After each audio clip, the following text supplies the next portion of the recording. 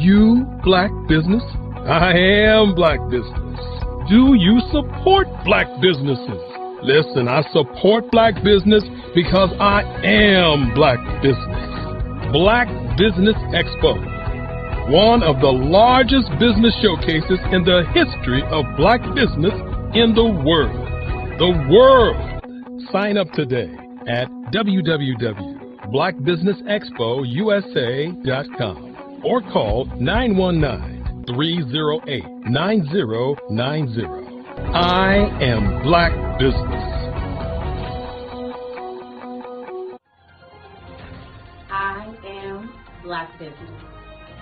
From the moment I wake until the time I sleep, I am black business. I am black business. Are you black business? I am black business. Do you support black businesses? I support black business because I am black business. Black Business Expo, one of the largest business showcases in the history of Black America in North Carolina. Join Dr. Eric Kelly III and a host of phenomenal speakers from all around the globe for this 7-day virtual event that you don't want to miss. The mission of the Black Business Expo is to raise scholarship money from kids all the way from high school all the way from college. The Black Business Olympics is one of the largest black business showcases in the world. It is an opportunity for businesses and companies to showcase their businesses globally. We are going to be giving away laptops up to $5,000 away to students. Again, I'm Olivia Appleberry, the founder of 2 Cents Finance and one of the speakers for the expo. I am so excited to see you there. For more info, go to www.blackbusinessexpousa.com or call 919-308-9090 and hope to see you there. I am black business. From the moment I wake until the time I sleep. Yes, I am black business. I am black business. Tell me, are you black business? I am black business. Do you support black businesses? Listen, I support black business because I am black business. Black Business Expo, one of the largest business showcases in the history of black business in the world.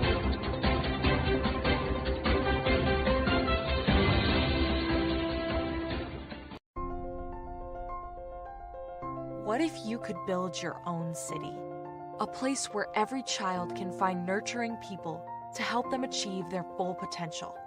A place where every adult can access job training support.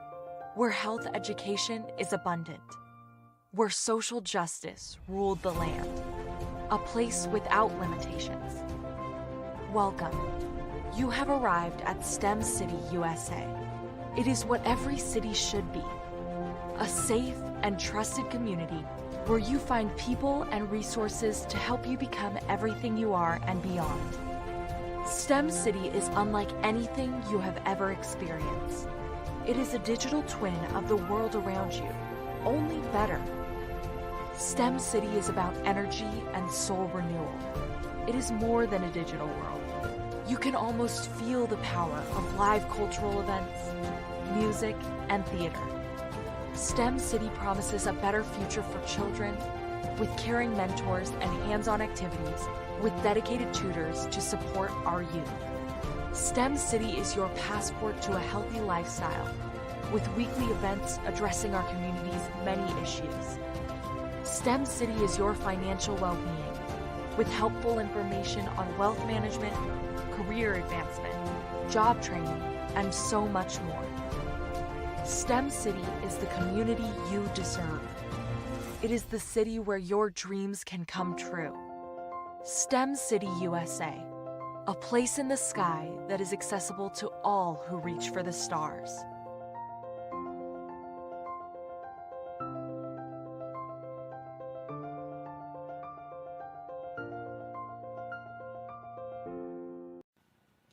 Hello, my name is Kiasi Hub and I'm 14 years old. I think my genius would probably have to be setting goals and achieving them.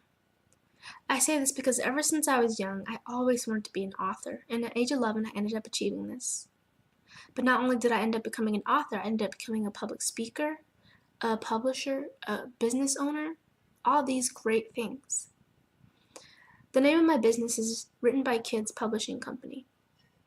I decided to start this company because I thought it was important for me to help kids my age express themselves through literacy and just achieve their own goals.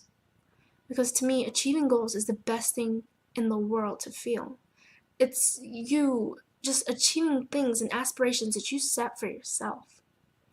And I know that everybody is capable of this because even if you don't end up achieving the goal, you still tried your best, and that's the most important thing. And everybody is capable of this because genius is common. Thank you.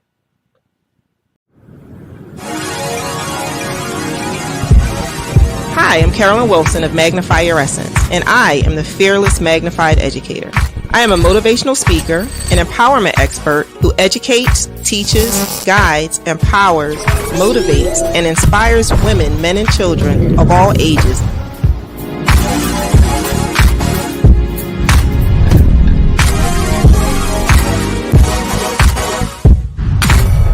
Helped them to identify their life's purpose and how to break through their own barriers to overcome their number one culprit, fear.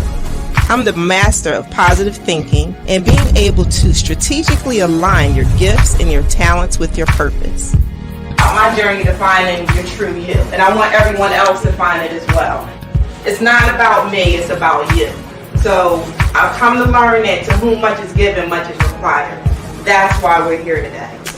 I am the creator of the Magnify Your Essence blog, the Women on the Moves Empowerment Network, the Power Hour Empowerment Series, the Beacons Light Women Retreat, and I host and sponsor the Philadelphia chapter of Survivors with Voices for Moving the Mass monthly series, including the Celebrating You Women's Conference. We want to be leaders, right, in our community, and that's very important because I've come to learn that to whom much is given, much is required. As a survivor of sexual child abuse and domestic violence, I am all too familiar with letting things hold you back, as that was once me, where I allowed fear to keep me from moving forward, but not anymore. At the point to where I'm at now in my life, I'm free. And I want to help as many people as I can, because this is such a wonderful feeling. I want others to be free as well. So as long as you know that fear doesn't exist, then we're holding you back, right? That's how you can become a leader. That's how you can forgive. I want to equip everyone with the tools that they need in order to break those barriers, press onwards, and move mountains. But this is my passion and my purpose. Fear has no longer become a factor for me, and I want fear to no longer become a factor for you. It's my time to live. It's my time to fly. My time. I'm Ramon Ray, founder of Smart Hustle Magazine and smallbiztechnology.com.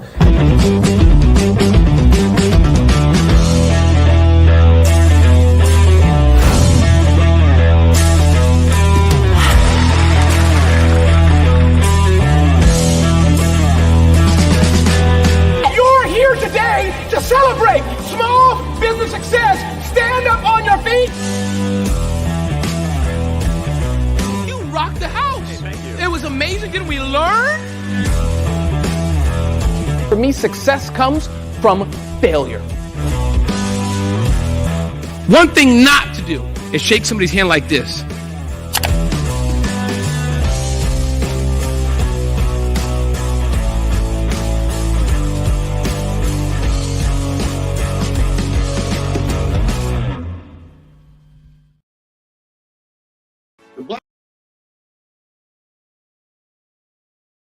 The Black Business Expo's mission is to raise funds for high school seniors going to college or K-12 entrepreneurs. This expo is a fundraiser for students. Please, you may go to www.blackbusinessexpousa.com to donate to the scholarship fund or use the Cash App at $BBXUSA. Our goal is to give laptops and up to $5,000 to 10 students. Students can register online at www.blackbusinessexpo.com. blackbusinessexpousa.com. Every dollar counts. Please donate to the Black Business Expo USA Scholarship Fund.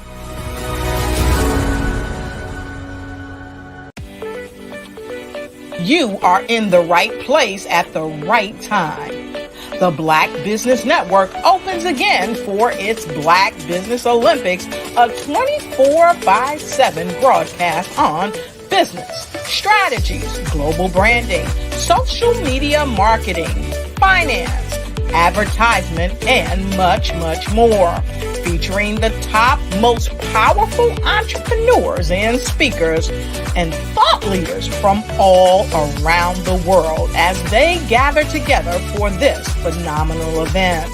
Join the Black Business Network streaming live into the metaverse, STEM City, USA, Black Multiverse, Pod TV, Roku, Hulu, iHeartRadio, Apple TV, YouTube, TikTok, Instagram, Google Podcasts, Facebook, LinkedIn, IBM TV, Spotify, and Twitch. Tune in today and be a part of this amazing movement. The Black Business Olympics welcomes you.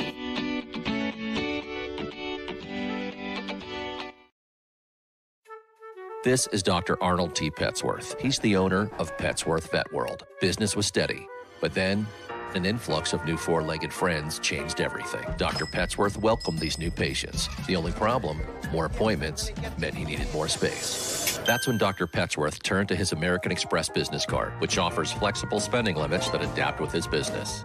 He used his card to furnish a new exam room, and everyone was happy. Built for Dr. Petsworth's business, built for your business, Amex Business.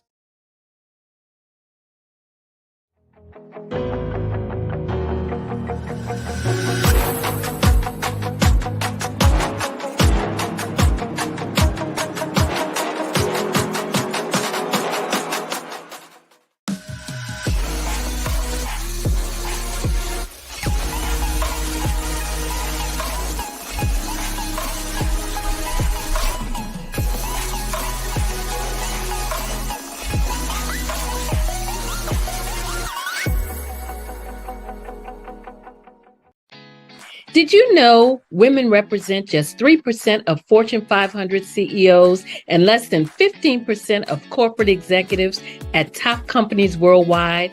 Have you wondered what the secrets are to getting into the top ranks, whether in the private or public sector? Do you want to figure out how to stop being held back in your career or passed over for promotion? Then you're in the right place. Hi, I'm Dr. Madeline Ann Lewis, President and CEO of the Executive Women's Success Institute. I have decades of experience in the military, the federal government, and corporate America. And my mission is to help women succeed and tap into their full potential. I want to reach 1 million plus women around the world to become the leaders they are meant to be. So if you want to move into a management or executive level position, or maybe you are a female veteran transitioning out of the military into business entrepreneurship, then reach out to the Executive Women's Success Institute at 301-693-3284. Let us get you on the fast track to success.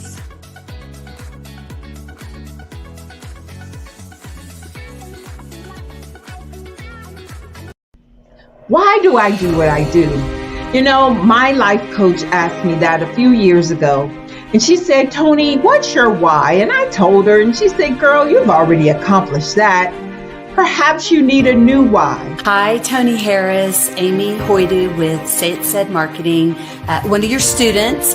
And just wanted to say thank you, Tony Harris, for spending so much time with me and giving me that boost in my business that I so drastically needed.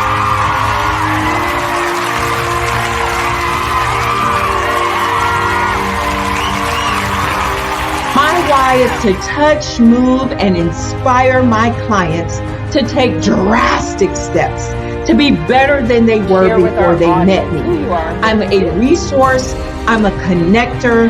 I want to help people build deeper relationships that are beneficial to their life and business. That's what I do best. So, first thing you got to do is show up. And speaking is a way to magnetically attract your ideal client to you. How many of you use social media that way? Absolutely. And this is how you look to the world. Drastic steps are the steps that are needed to be successful. And my business is drastic denotes a mindset. Getting out of your comfort zone. Doing something that you don't necessarily feel comfortable doing, want to do, but you know it's a necessary step to be successful in your business. I get the most satisfaction when I see my connections flourishing into relationships long after I am gone. Hi, my name is Jasmine Augustine with Media Jasmine, and I've joined several networking and referral groups in the area. And Network in Action Northeast Houston with Tony Harris Taylor is one of the best organizations that I've joined. I love that piece of what I do, and it is what fuels my fire.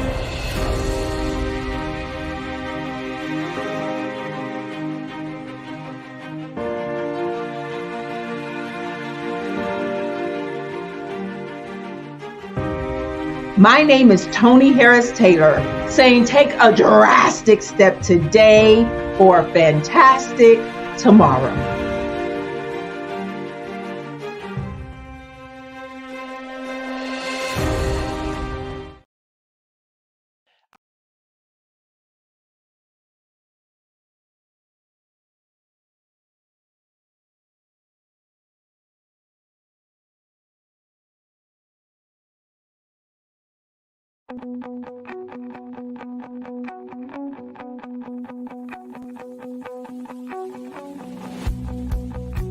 I am Black business. From the moment I wake until the time I sleep. Yes, I am Black business. I am Black business. Tell me, are you Black business? I am Black business. Do you support Black businesses? Listen, I support Black business because I am Black business. Black Business Expo, one of the largest business showcases in the history of Black business in the world. The world! Sign up today at www.blackbusinessexpousa.com or call 919-308-9090. I am Black business.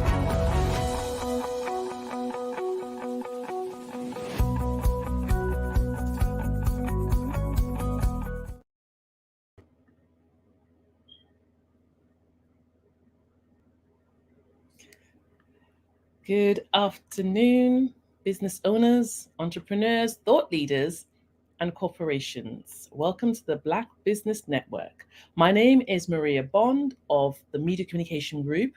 I am your business moderator for this afternoon on the Black Business Network. The Black Business Network is a 24-hour business network showcasing Black businesses, business owners, entrepreneurs, and thought leaders worldwide. We have speakers from North Carolina, London, Singapore, Africa, Japan, and cities all over the United States.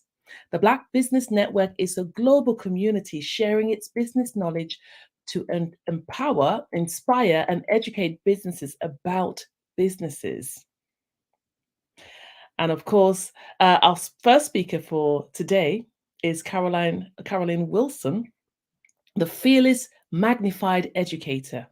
Carolyn Wilson is the Fearless and Magnified Educator, a multi-award winning filmmaker, 5-time best-selling author, international motivational speaker, corporate events consultant, event MC and host, business coach, master resiliency training. She offers and transformational health and wellness lifestyle expert, featured on ABC, CBS, Dr. Oz, Huffington Post, and Women's World magazine, just to name a few. I present to you Carolyn Wilson. Hello. Hello, hello. It's so lovely to be speaking to you today. I'm so motivated when I look at all your material online and, and just follow you and read some of your work. I'm really quite stirred at the moment. I'm quite looking forward to this talk, this discussion. Yes. So tell us, Caroline. I mean, goodness gracious me, there's some things that I've read about you where you mentioned your mission is to educate women, men globally on how to overcome fear and to live their lives fearlessly. Now, can you tell us a little bit about your story, please? Yes, absolutely. Thank you for taking the time. I know you're from over in London, so thank you for spending your afternoon with us. It's greatly appreciative, and thank you to the Black Business Expo for putting this together. But my story, it starts in a way of just wanting to understand your purpose in life. I'm a survivor of many things, but it's like you heard my bio, you heard the accolades, and that's not really to impress upon anyone, but it's just to let you know what God can do. I'm a survivor of sexual child abuse by my biological father, and that led to a gamut of things in my life that would basically take people back, allow them to fear the things that are in them, saying, well, I think I can do that, but no, I can't because this happened. Well, I was abused. Well, I was in domestic violence relationships. Well, I was homeless. Well, I was on welfare. Well, I had children. Like all of those narratives really permeates in our spirit, and it translates into everything that we do. It translates into how we show up for our family, how we show up for our businesses, how we show up in our jobs, just how we show up in general. So I really, really wanted to, as I was trying to work on myself, and I asked God, be careful what you ask for, because God will give it to you. It may not be in a bright, pretty bow. Like, here you go. Here's the solve, everything that's solved. And it came to me in a way where I had to really do a lot of introspection and a lot of work on myself to really, truly, as I like to say, release a lot of all of that residue that was on me that truly, Maria, didn't belong to me. Those things were of other people, but I chose to carry them. Once I decided to release those things and let them go, it allowed me to really become more freer. It allowed me to have this whole continence about myself and just everything, where it's like, wait a minute, if I'm feeling like this, it's almost like Oprah. Like, I need you to get this, you to get this, you to get that. I need everyone to really understand the power of when they truly, truly understand their story and their narrative without shame. Joyce Myers has a quote, and I love it. It's like, you can be powerful or pitiful, but you can't be both.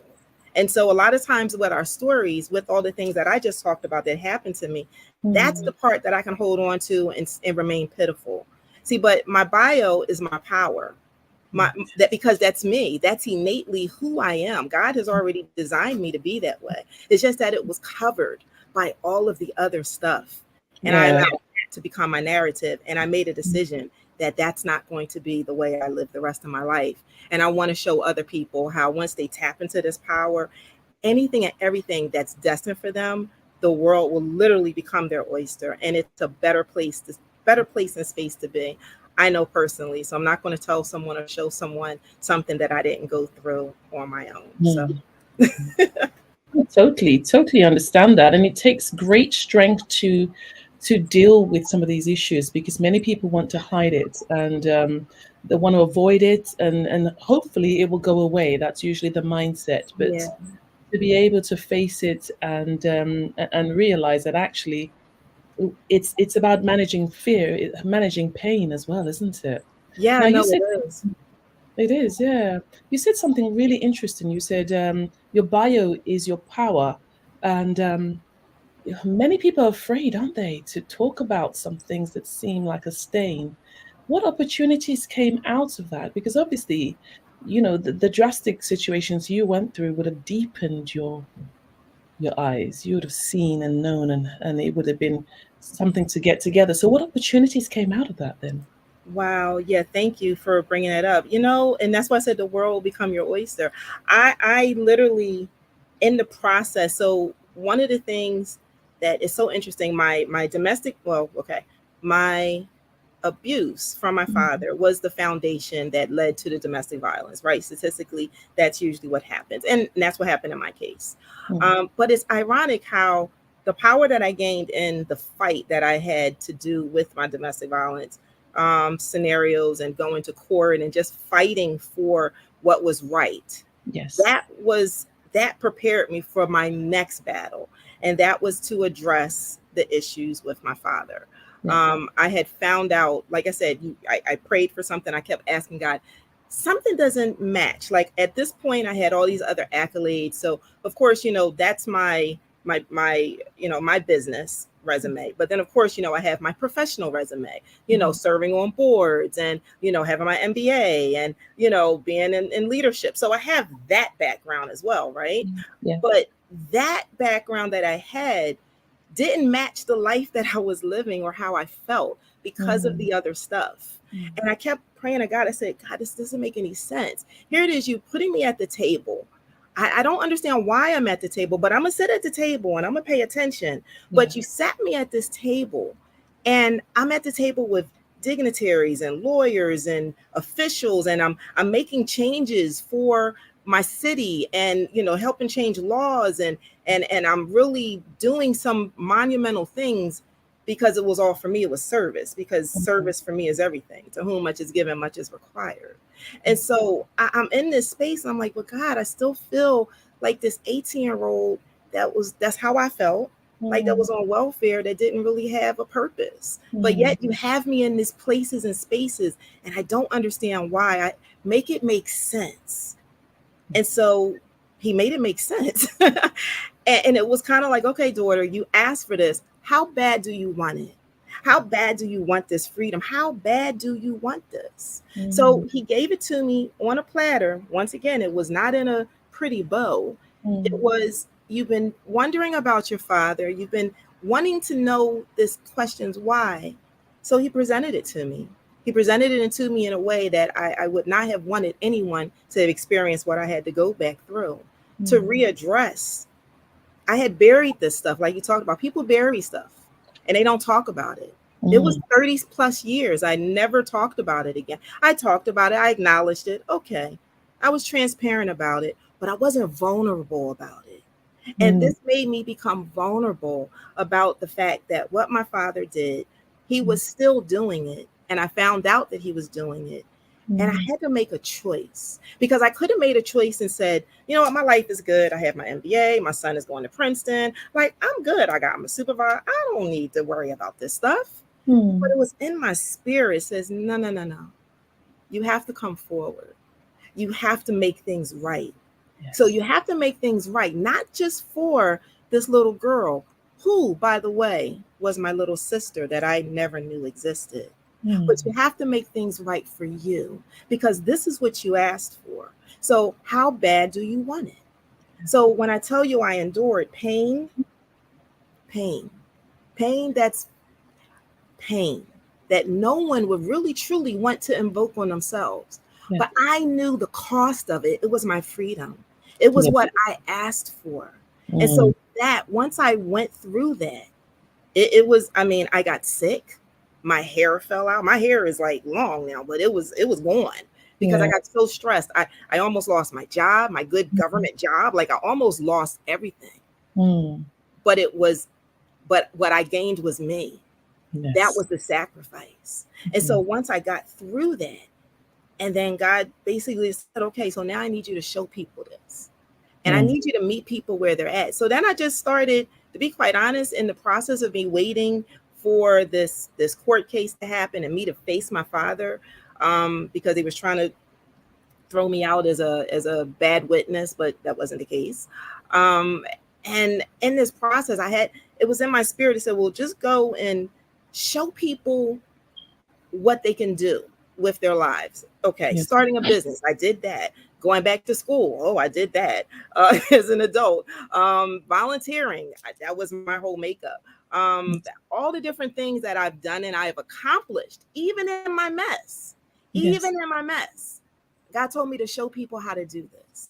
So I started off doing something called my Power Hour, and I had Women on the Move. And I just went to a library and got a space, and very humble beginnings. I was in this little junky library, and I just invited some people, and we just talked about these things, and I brought some professionals in, and I was like, okay, great. And then people were like, when's the next one? And I'm like, when's the next what? I just did this one time because I needed to kind of put my mind on something else.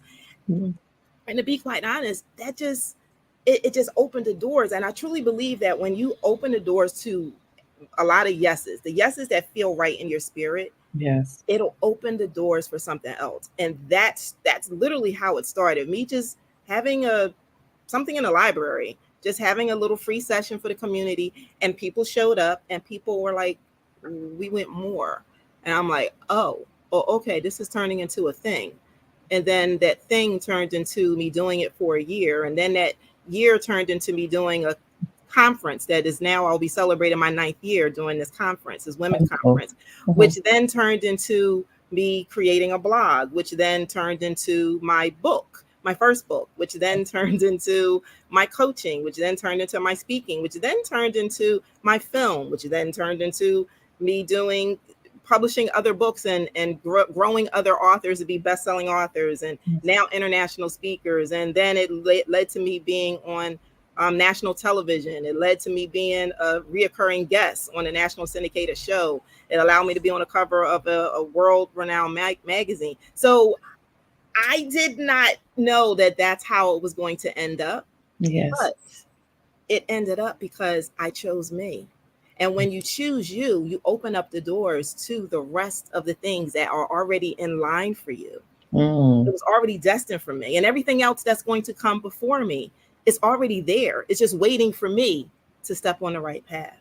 And I couldn't do that if I was still operating in the pity of my story and letting that to stay on me and allowing that to permeate in every aspect and every fiber of my being. And so once I realized that, and I'm like, no. When people finally get that, people truly get that, their lives will be so much better. Their families will be so much better. Their communities will be so much better. Their businesses will be so much better, because it really starts with you. And if I'm the one that God has chosen to send and get this message out, then I take it. I take it. I even told him, I said, use me. And so he's using me. How amazing, because, we talk so much, you hear so much about, the wonders of a transformed life, and one that is yielded to God as such, and one people that know thyself. It talks about know thyself, and as the man or woman thinketh, so is she. We hear all these things. Yes. But it's, you rarely see people that walk in it and actually dominate it. What do you think is the secret to this then, the core roots of this then, that you could say has helped you to break the barriers, to really establish yourself as a businesswoman and walk in the path that you've been chosen to? Great question. I really do. One of the things and I was just talking with another person the other day. Periodically I do a sister soul check, right? Because there's a lot of people that have gotten me, that has supported me in this journey. Just because of the way, it's one thing to talk about it. Like we always hear, stand in your power, stand in your power. No. You got to walk in it. You have to walk in it. You have to walk in it. You have to not just stand in your power. You have to be in your power. You have to become your power. That's what it is. I had to become my power. I had to understand and realize the power that was within me. It was already there. It was just stifled by the other background noise. And once I was able to zone in and really connect with myself, then I was able to connect with my higher power. And for me, it's God. And then that's really how you're able to now, I trust. I just had a conversation with one of my mentees. And I said, listen, people always ask, well, how do you do what you do? And I'm like, well, I can't teach you faith, but I can show you, right? because I'm walking it. I'm living it. I am the testimony. I am doing exactly what people fear to do. And I just do it with ease because once you do it once, and then you trust, just like, a little baby, and they're like, okay, well, jump. And they're like, no. But then when they jump and you catch them, like, oh, so if I do this, you're going to catch me? Yes. So that first time might feel a little weird. I'm not saying that I was never like, oh God, what am I doing? A lot of times I go, what am I doing?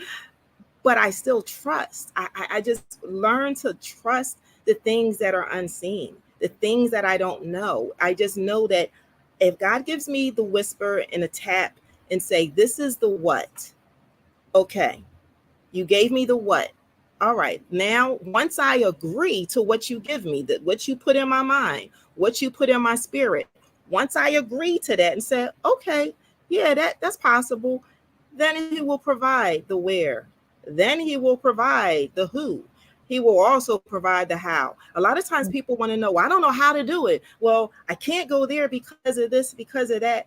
I don't worry about any of that. I truly, when I tell you, as I'm talking to you, I truly lean on the things that I don't understand, and I trust, and I just know that it's going to be. So it takes the whole thing of, as a man think of, as a man, it becomes you. It literally is a practice. It becomes you in everything that you do. Once you set it that way, the universe, God, the spirit, whatever people want to claim, it's already there waiting for you. You just have to tap into it. And once you do, everything is already set. You're just going through the motion. It's like once you sign that contract, you said, okay, I agreed to this. When you buy a house and when you buy a car, you agreed to pay this promissory note. Well, when God gives you something, when you're doodling something, a lot of my ideas came from me just doodling. And I believe that when you doodle, that's your spirit giving you the blueprint. Right. And so now all you have to do is just agree to it. You have to sign that contract with the spirit world. You have to say, okay, I'm going to do it. And then all of a sudden, everything starts coming into place. And once you see that happening, it's like, this is blowing my mind. But then you start to understand, okay, then I expect this. I require this because I am this. And then it takes a minute to get to that point. But once you really, truly practice it, just like a basketball player, in order for him to make those free shots, whatever, the free flow, basketball people, y'all know what I'm talking about. In order for them to get the ball in the basket, they have to practice. And they know exactly where to stand. They know exactly how to shoot. They know exactly because they practiced. The first time they did it, they hit the rim and it bounced, and they knew if they moved a little bit to the left or they switched something a little bit, they can get it in. Same thing with track. They know if they run in a certain way, if they lift their legs a certain way, if they pump a certain way, if they breathe a certain way, if they put their posture a certain way. It's the same thing. Yes. It's the same thing. You naturally get better at things that you practice. So I practice this all the time. So before I became a master resiliency trainer, I was already a master resiliency trainer. I didn't need the paper or the certification to certify me because I was already doing that, because I already practiced. Yes. Yes. It's so true. I do like the way in which you have worded this, and seeing it through your eyes, through your experience, makes it so much clearer and able to be transferable. What I'm getting here is the fact that you became your hero. Yeah. As though it kick-started this snowball of success going up this time. The trajectory was this way, but it was as though you became this hero to yourself, to show yourself that you can actually do all things. And then from then on, your future seemed limitless. Now, how have you been able to use this experience? How have you been able to use this experience that completely changed your life in your day-to-day business, in your immediate and also in your future planning? How have you been able to do that? Wow. I mean, it allows me to now reach the masses. It allows me to now expand my coaching business, my business with helping individuals wanting to understand the power of their story, and they just have a story to tell. This is something that, once again, these are things that I ran from. So my business, it wasn't the business plan. It was like, oh, okay, I'm going to go after this because this is where the dollars are at. No. I literally, my business got birthed out of my story. It got birthed out of my power. And when people, it's like when you become this way, people see it and they're attracted to it. And they're like, wait a minute, I need to understand. I need to be like this. I need some of this. Yes. I have a story. And I literally, I became clear on my position. Like what I do is it's ministry. Let's just put, call a spade a spade. It's ministry, right? Yes. But it's ministry in the marketplace. So I have to be where people are. And for a good while, like people would come to me and they'd hear my story, and then they felt comfortable to now finally tell me something that was in their deepest, darkest secret, something that needed to be released and free. And so for a while, I didn't know what to do with that. Because I'm like, okay, I'm not a counselor, although people think I am, but I'm like, no, I'm not a counselor. But I can guide you in a different way. And so God showed me now how to allow people to just, once they're able to tap into that space of owning we hear this thing about knowing your why. Okay, well, knowing your why has to do with knowing your what. Knowing your what. And so once you're able to really extract from that, it'll allow you to really focus on your why. So that's what I've been able to do with my coaching business, and with now allowing, creating these authors now and watching them grow.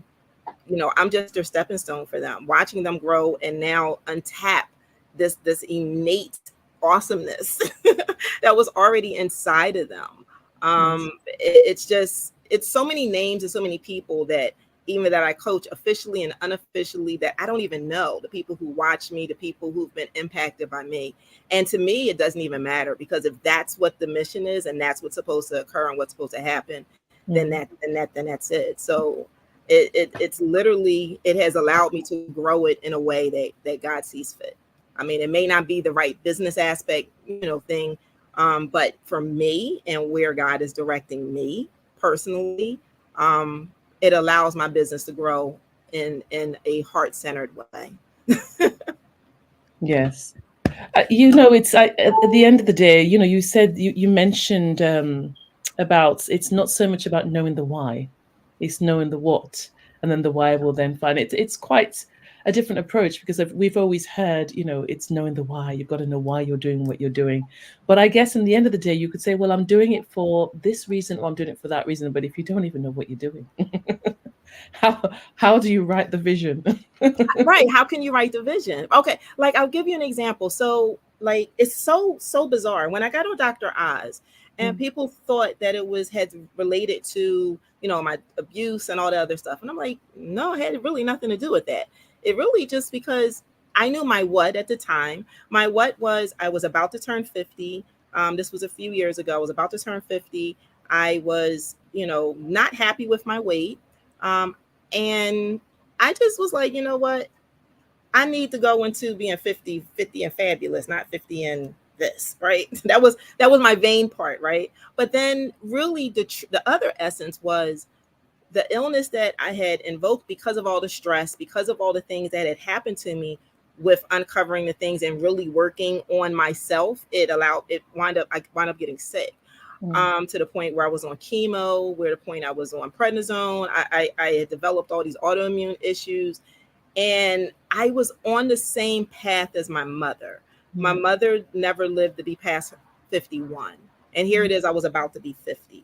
So now it's like, okay, I know my what, but now my why is like, okay, because of my mother, but my what is because I want to be here for the people who need me the most. If I don't make a change, then I will be following the same path, because she had autoimmune issues. She was on prednisone. Like, I was literally following her path. And that made me go, okay, I know what I need to do. I need to make this a lifestyle change. It can't just be, I just need to lose the weight for all the vain things I said at first. It's much deeper than that. It's because I need to be here. At this point, I had already started kind of my business. I had already started doing the empowerment things. And I'm like, I need to be here for the people who need me the most. And that's myself, that's my children, and that's my community, my family and my community. They need me the most. So that became my what. And then my why followed suit. My why became, okay, now I know why I'm doing this. I'm doing this for a greater purpose because I know what. It became greater. And so now here's the alignment, because I said I need this to be a lifestyle change. These are the things that literally right to my left, I came down my steps and I heard clear as day. It's like, be ready. I'm like, okay, I don't know what I'm being ready for, but okay, I'm gonna be ready. I'm gonna be ready to make this change. And so once I deciphered my what, I was able to coincide my why and put them together and really be clear on what they were now, but I didn't know how. I was like, okay, but I know I've tried to lose this weight. I've been up and down, but now it just stuck. So now watch what happens. Now I get something from the Dr. Oz show saying they were looking, watch this. They were looking for people who wanted to go into 2020, losing at least 20 pounds and have a new lifestyle. I said, oh my gosh, this is for me. This has me written all over it. So I said, okay, sign me up. How do I do it? So I inquired, I reached out to producer. It was just that simple, which people's like, that never happens. I'm like, I don't know, it happened for me. So I reached out to producer. She said, send me something. I sent her a little 1-minute video of really like tapping into this why, my what and my why coinciding together. And out of, I think she said like over 3,000 people put in for this. And I got chosen. Next thing I know, I got a letter saying, show up at the ABC studios for your orientation to be on Dr. Oz. And I'm like, what? And that became a journey. And now watch this. When I first got there, I was put in the back because I wasn't the largest person there. But so, everything is aesthetic. So they had everyone in the front. They were larger. They put me in the back. I was in the back, all the way in the back. So you never really knew that I was part of the show. See, but watch what God does. See, those who are last become first. I was the only one to lose the 20 pounds. I was the one who they start doing segments around me. I was the one that kept bringing back. I was on there for 3 seasons. Wow. So, and then while I was on there, now I'm able to really tap into, okay, it's deeper than just losing this weight and doing fasting and figuring out what you're going to eat and exercising and things of that nature. And so on that very last time I was there, right before, matter of fact, my last time on set was right as the world shut down. They were the last production in the last studio in production. Everything else in New York shut down, except for this show. And I was there for the very last taping of anything in New York. And I was able to, and I said this one thing. I said, well, I knew my why, right? You talk about your why. And then Dr. Oz says, so what's that? So now I can tell the world my why. And I can tell them about me being abused. And I can tell. And to my surprise, they let that stay. See, because it was already destined to be that way. Yeah. Most definitely. The steps of a righteous person is definitely ordered. What are some of the unique challenges you faced as a woman entrepreneur, a woman in business? Like other women, sometimes being seen as respected as a valid person coming to the table, right? Yes. Because when you're the only one of color, when you're the only woman, a lot of times it looks and feels differently. And the expectations that come from you or the way they look at you is different. So sometimes those are challenges, but I'm always up for a challenge because I'm like this. If you brought me to the table, I'm here for a reason. So I still serve on boards and I am the only woman of color. I'm usually the youngest person and I sit there and I listen to everything that they say.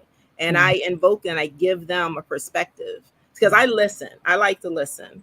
A lot of times, I've learned in the process too, You know, when we do things, we need to learn to listen, to respond, and not react. See, the reaction comes from a lot of the trauma that you've been through. When someone said something and you come right back at them, no, that's because something triggered you for you to snap like that. Yeah.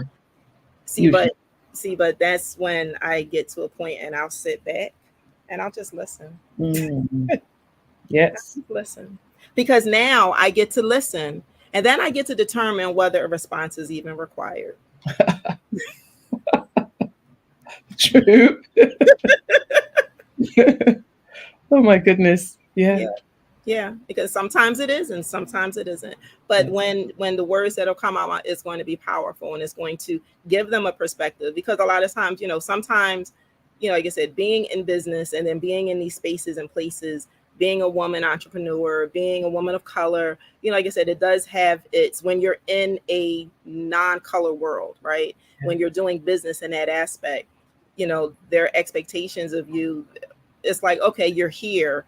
It's almost like you're kind of maybe a token, but maybe not. But then when you're able to present yourself that you're their equal, it's like, oh, okay. You do know what you're talking about. Oh, you do have value. You do have something. Yes, I do. Because I don't have to prove myself. I'm already at the table. That's proof enough. Exactly. Exactly. That's proof enough. If I'm at the table, I've already earned my rights to be here. So I don't have to prove anything. And a lot of times we try to prove that, okay, I belong here. I belong here. No, just be. Do you think going through the process of introspection, understanding yourself and strengthening yourself to become not just a champion for yourself, but also a champion for many others, helped you with being able to manage yourself in that environment? And how did it? Gosh. Yes. Because like I said, this has been a long work. This has been a work. I had to do a lot of work on me. I'm just going to be honest. I had to do a lot of work on me. Yeah. And I'm still working on me. It's an ongoing thing. I learn new things about myself all the time, right? Because I still have a lifetime to go. I have a lifetime of things to undo and a lifetime of things to learn and now remaster, right? So yes, I have learned in the process, because I have, like I said, another person, when I did the Sister Soul check on, she used to always say, she's like, Carolyn Wilson is a force to be reckoned with. Yeah. And I used to go, who? You talk about me? I was like, okay, all right, yeah, But it wasn't until, like I said, when you start digging and you start really working on yourself and you start going, I was like, oh, okay, yeah, this does make sense. Yeah, I am a force to be reckoned with. Nice. However, I don't have to come at you like, yeah, don't you know who I am? No, no, I don't have to do that. It's because it's not required. My who I am is going to precede me. You're going to know who I am before I even walk in a room. Yeah. You're going to know who I am once I'm in the room. You're going to know that I was there even when I left the room. There's going to be a difference. There's going to be a shift in the whole atmosphere whenever I show up. Yes. So I don't have to remind you who I am. I just got to be me. And you'll know. You'll know. It does mention that, you know, in a wise book, that he or she who has no control over their emotion is like a city without a fortress. So, you know, this goes back to some of the things that you said and gives us a different and fresh perspective on business, on entrepreneurship, on the aspect of fear and the limitations that prevent people from succeeding. Yes. And it seems to me you've approached it from a very different, because often it's very regimental, it's very textbook, but you've looked at it more from an internal perspective, where you have to sort of do a lot of soul searching, understand who you are so that you can be strong enough to stand. Yeah. But the thing is, people don't want to hear that. They don't want it. They want the textbook stuff, but that's what happens. So yes. And as we are here, so listen, I'm just so excited that here you go, you're back. So I was trying to fill a gap in a little bit. So, but no, you're correct. You know, and having my MBA, you know, I had to go through a lot of textbook stuff, and that's what we want. We want textbook stuff. We want how-to manuals. Oh, I'm kind of giving you a how-to manual, but it's not the manual that you want. Yes, it's not. People will always reject what seems like a longer route, what seems difficult. Yeah, they want the path of least resistance, but that's not Yes. always the best path. Yes, true. That's Okay, not well, I have to thank you once again for such an insightful interview and so much information and so much depth of thought, and to be able to go away and sort of meditate on. Just one more question. Yes. About you. What is your mission? If somebody was going to ask you to iron out in a few words, what is your mission? What is your mission? Thank you. Yes, my mission is to literally help men and women around the world overcome this number one culprit that they have, and that's fear. Because fear keeps you from doing the things that you should be doing, and it has you doing the things that you shouldn't. And once you can overcome that major obstacle of fear, once again, the world will become your oyster, and then you are in the right path of your divine assignment that has been given directly to you. Amazing. Thank you so very much for coming on the show and sharing your insights and your understanding and your wisdom with all of us. I think we've grown quite some watts just listening to you. So thank you so much. Thank you. Thank you. I so appreciate it, and I value your time. Thank you. Wonderful. And Genius is coming, and I'll see you on the other side. Amazing. Didn't we have a good time just listening to her and gaining so much wisdom from her? What an amazing interview. And of course, we're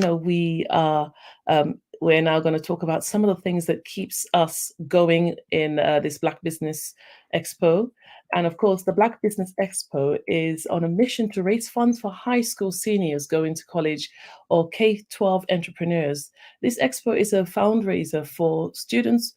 You may, if you want to know more about it, you may go to blackbusinessexpousa.com. That's www.blackbusinessexpousa.com to donate to the scholarship funds or to use the Cash App that's on the screen below, which is $BBXUSA. Our goal is to give laptops up to $5,000 to 10 students. Students can register online at blackbusinessexpousa.com. Now, every dollar that you give counts. So we want to remind you to donate to the scholarship fund. We want to thank our Black Business Expo USA sponsors for the month of July 2025. And those are NC100, Moody Capital's Partners, Suede Soul, Lotus Riche Coaching and Training, Carolina, Virginia Minority Supplier Development Council, Step Management, BHS and Associates, Maggie McLean Foundation, Inc., Genius is Common, Earth Essential, Malane Shani Global, Executive Women's Success Institute, The Quality Coaching Company, Superwoman Business Services, Creative Force Studios, Lee Entertainment, Artistic App Design, Black Business Expo USA. Genius is Common, and I'll see you on the other side.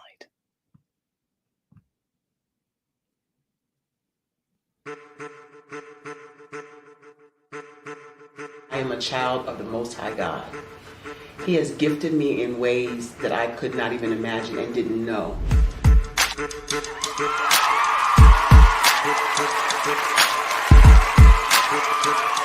There was a time when I didn't know who I was.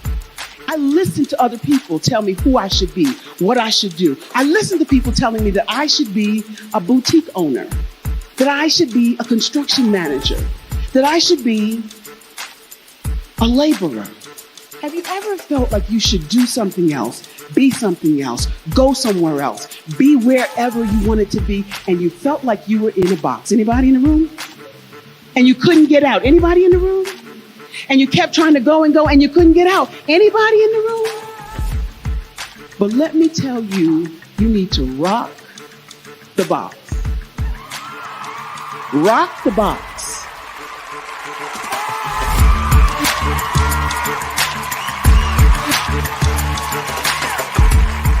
I am engaging, inspiring, and empowering.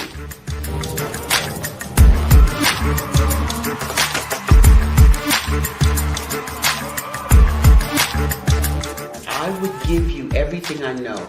Just by touching you, if I could, by osmosis, give you every single thing I've learned, I've gone through, I know I would. We know that's not possible, but as it is possible, I love to share information with people. Some of you out there, people have told you that you can't be, you can't have, you can't do. But I will tell you, like Kingston said, you can, you must, and you will.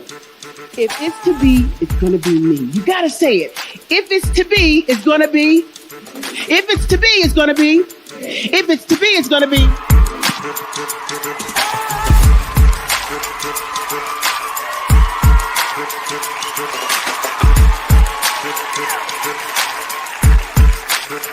Barbara is because she believed what her mama said about her and not what other people told her.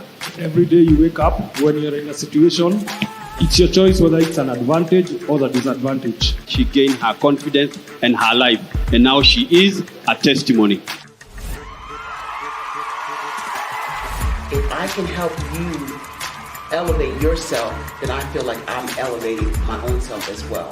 What you know and I know together can change the world.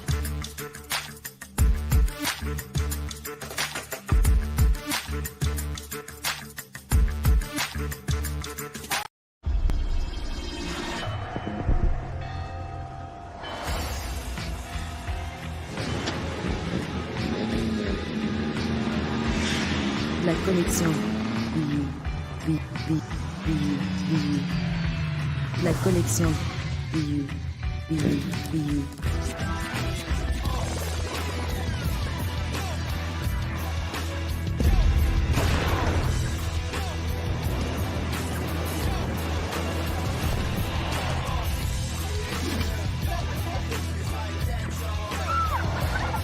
In a world obsessed with the cult of celebrity,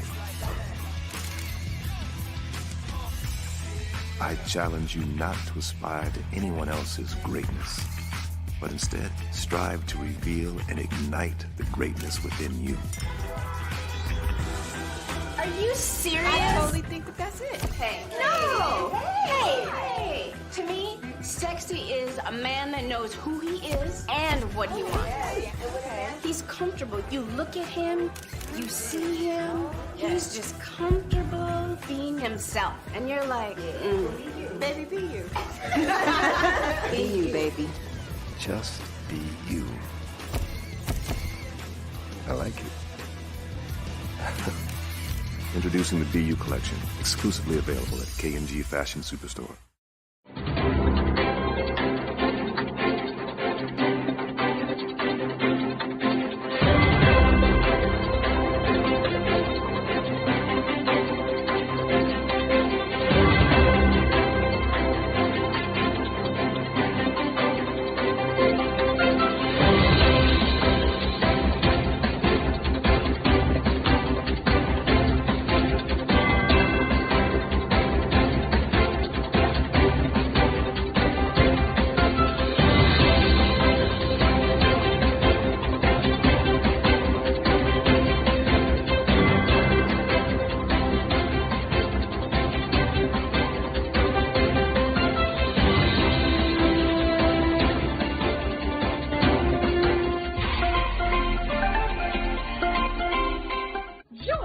Dr. Eric Kelly III and a host of phenomenal speakers from all around the globe for this 7-day virtual event that you don't want to miss.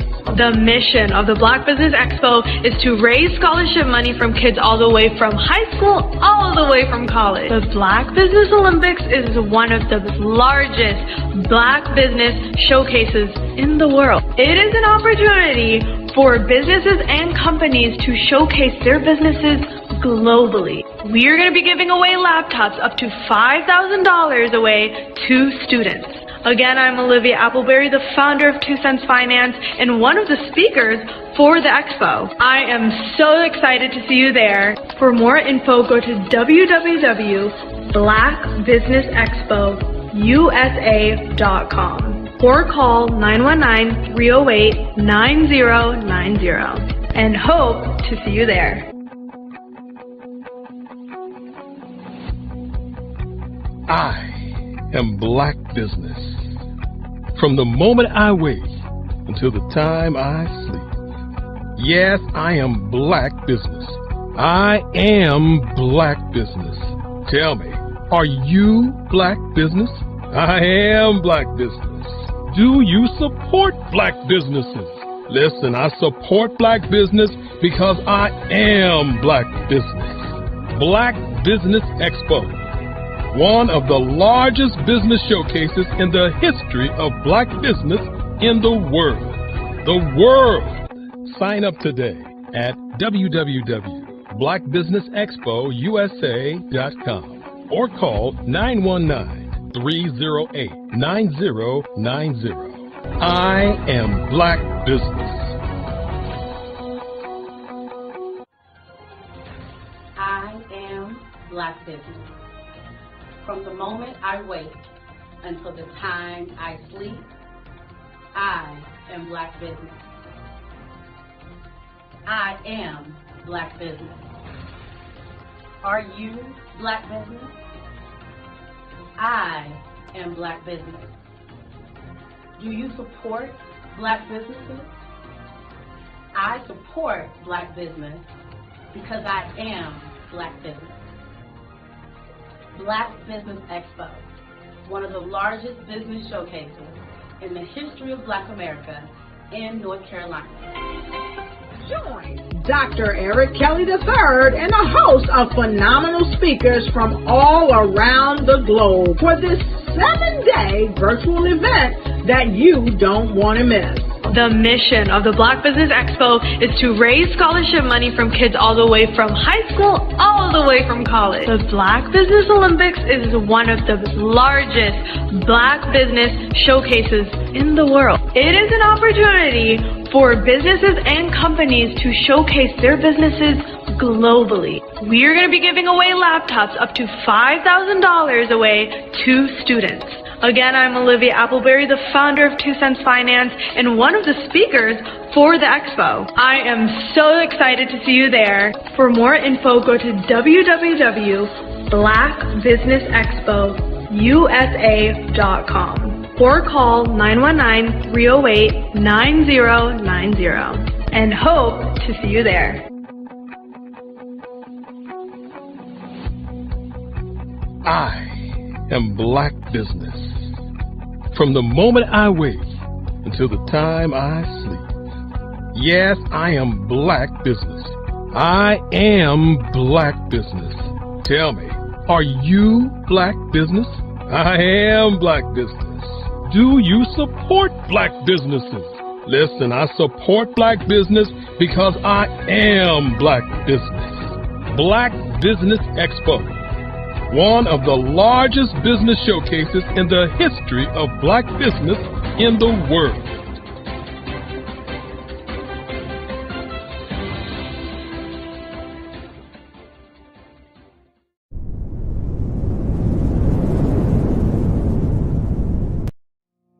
Did you know that approximately 333.34 million businesses exist today, according to a report from 2021? And you may be one of those businesses, or maybe you're not in the business market yet, but you're aspiring to be a business owner. Well, guess what? You're in the right place at the right time. Because let's face it, everything is about timing and opportunity. Hi, my name is Dr. Lotus Richey, and I'm the CEO and founder of the Lotus Richey Coaching and Consulting LLC, along with the Lotus Richey Ignite Show. 15 minutes of success with Dr. Lotus Richey, as well as books to boom your business and bring who you are.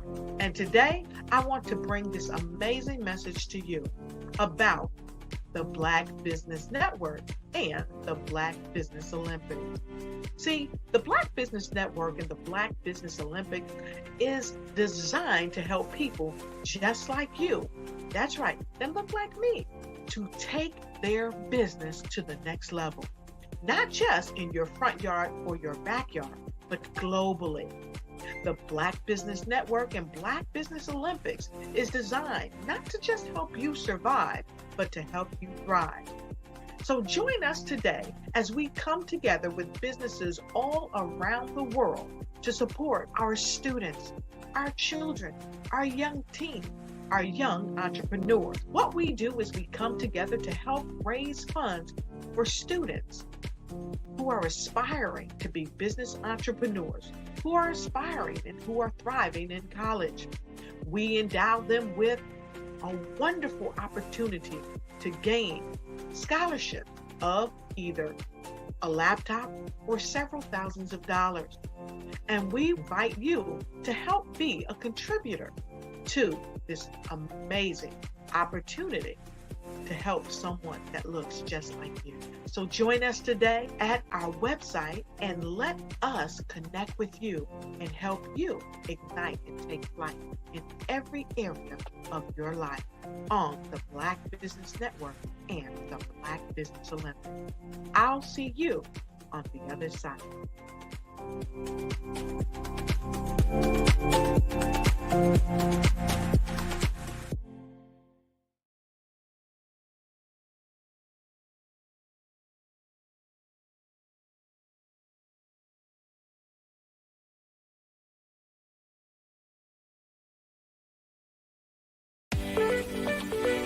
You are in the right place at the right time. The Black Business Network opens again for its Black Business Olympics, a 24/7 broadcast on business, strategies, global branding, social media marketing, finance, advertisement, and much, much more. Featuring the top, most powerful entrepreneurs and speakers and thought leaders from all around the world as they gather together for this phenomenal event.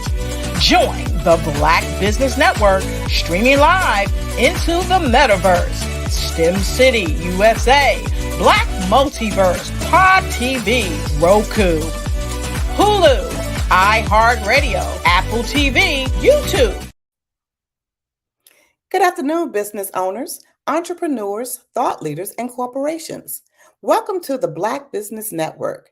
My name is Janet Butler, and I am the owner and founder of Crafted Right from the Heart, LLC. I'm an author, a poet, a writer, an educator, and a motivational speaker. You can find all of me on social media platforms, all of my works, and my books can be found on Amazon. Simply type my name into the search engine. Now, today I'm your business moderator for the afternoon on the Black Business Network.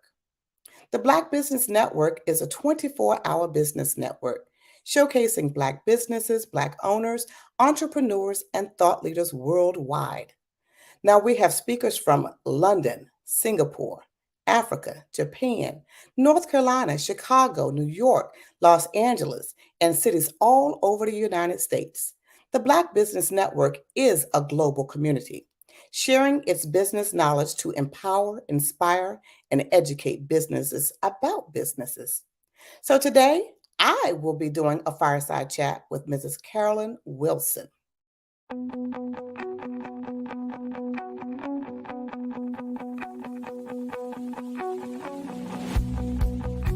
I am Black business. From the moment I wake until the time I sleep. Yes, I am Black business. I am Black business. Tell me, are you Black business? I am Black business. Do you support Black businesses? Listen, I support Black business because I am Black business. Black Business Expo, one of the largest business showcases in the history of Black business in the world. The world! Sign up today at www.blackbusinessexpousa.com or call 919 308-9090. I am Black Business.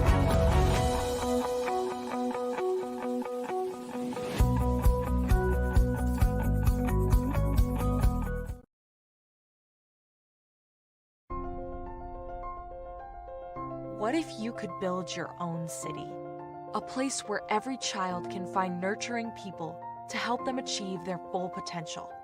A place where every adult can access job training support. Where health education is abundant. Where social justice ruled the land. A place without limitations. Welcome. You have arrived at STEM City, USA. It is what every city should be. A safe and trusted community where you find people and resources to help you become everything you are and beyond. STEM City is unlike anything you have ever experienced.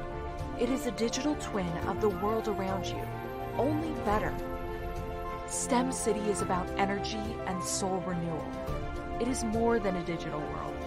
You can almost feel the power of live cultural events, music, and theater. STEM City promises a better future for children with caring mentors and hands-on activities with dedicated tutors to support our youth. STEM City is your passport to a healthy lifestyle with weekly events addressing our community's many issues. STEM City is your financial well-being with helpful and Now we'll have Mrs. Carolyn Wilson. Please join us.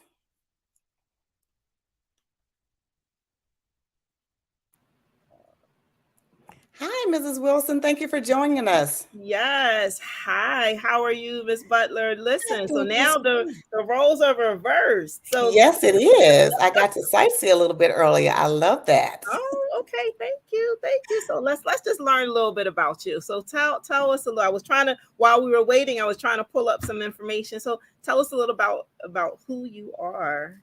I am a mother first and foremost, and I'm an author, a 4-time published author of poetry and quirky quotes and affirmations. The last project I did with my brother, my daughter, and my niece. So it was like a family effort. So we had a great time with that. And I'm also an educator. I work in the school system as a reading specialist. So I do lots of little different things and crafts and arts and things of that nature. Oh, wow. Wow. So tell me about the passion, because I'm hearing, I love the quirky, because I'm a little quirky too, you know, and behind all the power, there's some quirkiness behind. Yes. Right? Me too. There's some quirkiness. So what made you want to do, the whole focusing on the quirkiness? I heard about poetry but it's this quirkiness that's so unique and so cool. So let's talk about that. Well, that came from my grandmother. I have to give her all the glory for that one, because she always had all kinds of little quirky sayings. I was sharing a few of them this morning from my book. And the one that always sticks with me and makes me crack up, and everybody else, is from the root to the toot to the boot. Please don't shoot. And every time I say it, I always end up giggling. But it's one of those things where we're out in the country, and so you have to protect yourself. So she was out in the country, and she had to protect the family, and it's all children with her because the men are out working, and my daddy was a long distance truck driver. Mm-hmm. So that's one of her favorite little sayings. And just some of the things that she just came up with, like, where in the world did you think of that from? And so I would always ask her the meaning behind it or the purpose for saying it. But it was just something that she just brought up mind-wise, just, thought of on a whim. Wow. So I kind of was that in my little diary, my journal, because I was a journaler too. That's how I came about with my published books. Yeah, and that, you know what, I find that a lot, that same thing, coming up with your book, usually sometimes it comes from out of your journals. I think that's very powerful.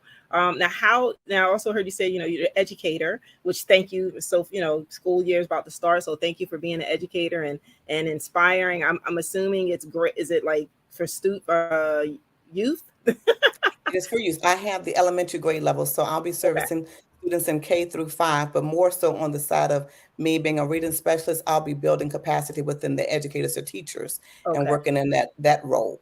Yeah, no, that's very important. And this one, I was going to say the youth but that's very important, especially with the way our school systems are. And then with the learning that the kids are doing, especially within the pandemic.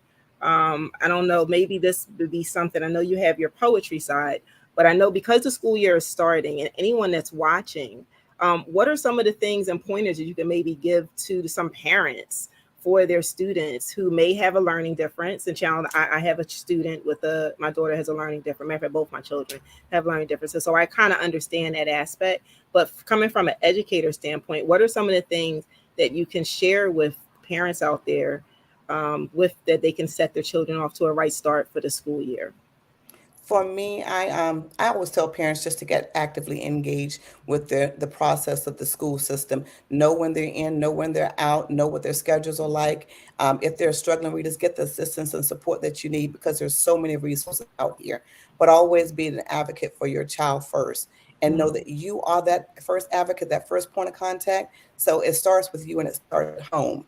Start reading anything. I don't care what you pick up at the newspaper. Of course, those are obsolete, but hard books. I love those. Turn pages.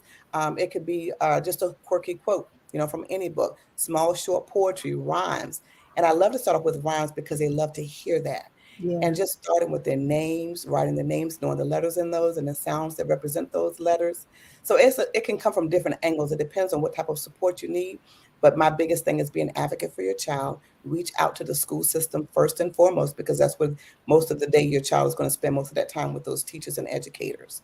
So once they give you a point of contact or some sort of resources to use, actually implement those, use those, ask questions, keep pulling for other resources, because we have so many things that teachers and parents can share, but keep that bond, that communication open. Yeah, no, that's some really good points because, like as I said, as the school year is starting and we're still, we're in this post-COVID and things are still different, right? And it's being an educator, you've definitely seen that firsthand. But I like, and this actually was one of the things I was thinking about, and you just kind of segued into it.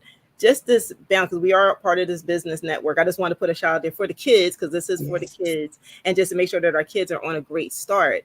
But here it is from the business aspect. You still work, you still have this profession that you have, but then you also have this passion. And I did hear how it connects, because you just said, you invoke them to use quirky quotes and little rhymes and poems. And so is that where your passion and your purpose kind of coincided for someone? Like, what can you tell someone who's kind of they're doing something, they have a profession, but they have this passion? Sounds like you've been able to perfect both, being a 4-time best-selling author and being able to be an educator and just really doing both. So how can you talk about that? Again, it all goes back to my grandmother, paying attributes and homage to her, because I was sitting on the phone one day with her, and I'm like most people, I start my life off not knowing what it is I want to do, because people think you should have it figured out by a certain age, and you don't. You really don't. But I went through all the stages that I'm supposed to go through, because everybody thought I looked like a nurse. I care for people. I'm compassionate, so I should be a nurse. I went that route. That was definitely not for me, and I knew it. So I got my certificate. I got my degrees that I was supposed to get. I did everything I was supposed to do, but I knew that was not what my heart was. That wasn't my calling. So I started substitute teaching. And while I was doing, I was telling my grandmother my spirit was restless. I don't know what it is I want to do. I don't know which avenue, which direction to go in. I just know this is not it. This is not my end all be all. And so I sat out of school. I stopped. I said, I'm not wasting anybody's money. I've gotten a certificate. I've done the degree. I just have to sit out and really think about it. So she thought about it, I guess. And when she called me back, or we spoke again, she says, I was thinking about what we talked about the last time. You love teaching. You love kids. You're already substitute teaching. And you love paperwork. I don't know who in the world loves paperwork, but I do. And she says, why don't you become a teacher? And it was like the light bulb went on. But then it went right out as soon as she said it and as soon as I accepted it, because I did not want to do another 4 years of schooling. I said, there's something has to give. And my thing is, I wanted to do it with fidelity and authenticity. I really did. And so I talked to my advisors, and I went over there. I said, look, I really want to do this. I'm passionate about it. I love it. I'm already in the system. Do I really have to go through all 4 years? Is there some way that I can have some credits account and the on-the-job experience? And I was like, well, no, not so much now. You got to do da-da-da-da-da. So I did the da-da-da-da-da. And I said, well, look, I said, it's still not working for me. I said, it's too many years. 4 years is just like a prison sentence to me in some ways. So I want to do it, but is there another plan? So let me come up with this. So I spoke to my advisors, and I said, if I can hang on to about 28 to 38 credit hours per semester, Are you willing to allow me to do that if I keep a certain grade point average, which was a 3.0? And she said, absolutely. And she just looked at me like, it's not going to happen because you're not going to be able to do it. Just the look. She never said those words, but she did give me the autonomy to do that. She overrode some of the classes, the hours and everything. And I went to college with 4 babies on my hip, and not one of them belongs to me. I had my nieces and my nephews. I had them in the strollers. I had them walking beside me. I had my backpacks. I had the carry-on bags for them. I put them in the back of the room, told the teacher what was going on, that I was babysitting. My siblings needed this time to do what they needed to do, but I was bringing them with me. And if it was a problem for anybody in the classroom, by all means, let me know, and I would not bring them back. I set them in the classroom. They did what they were supposed to do. Our breaks, changed diapers, gave bottles, got my education, came out in a year and a half. And stayed on a 3.0. Wow. Yeah. Wow.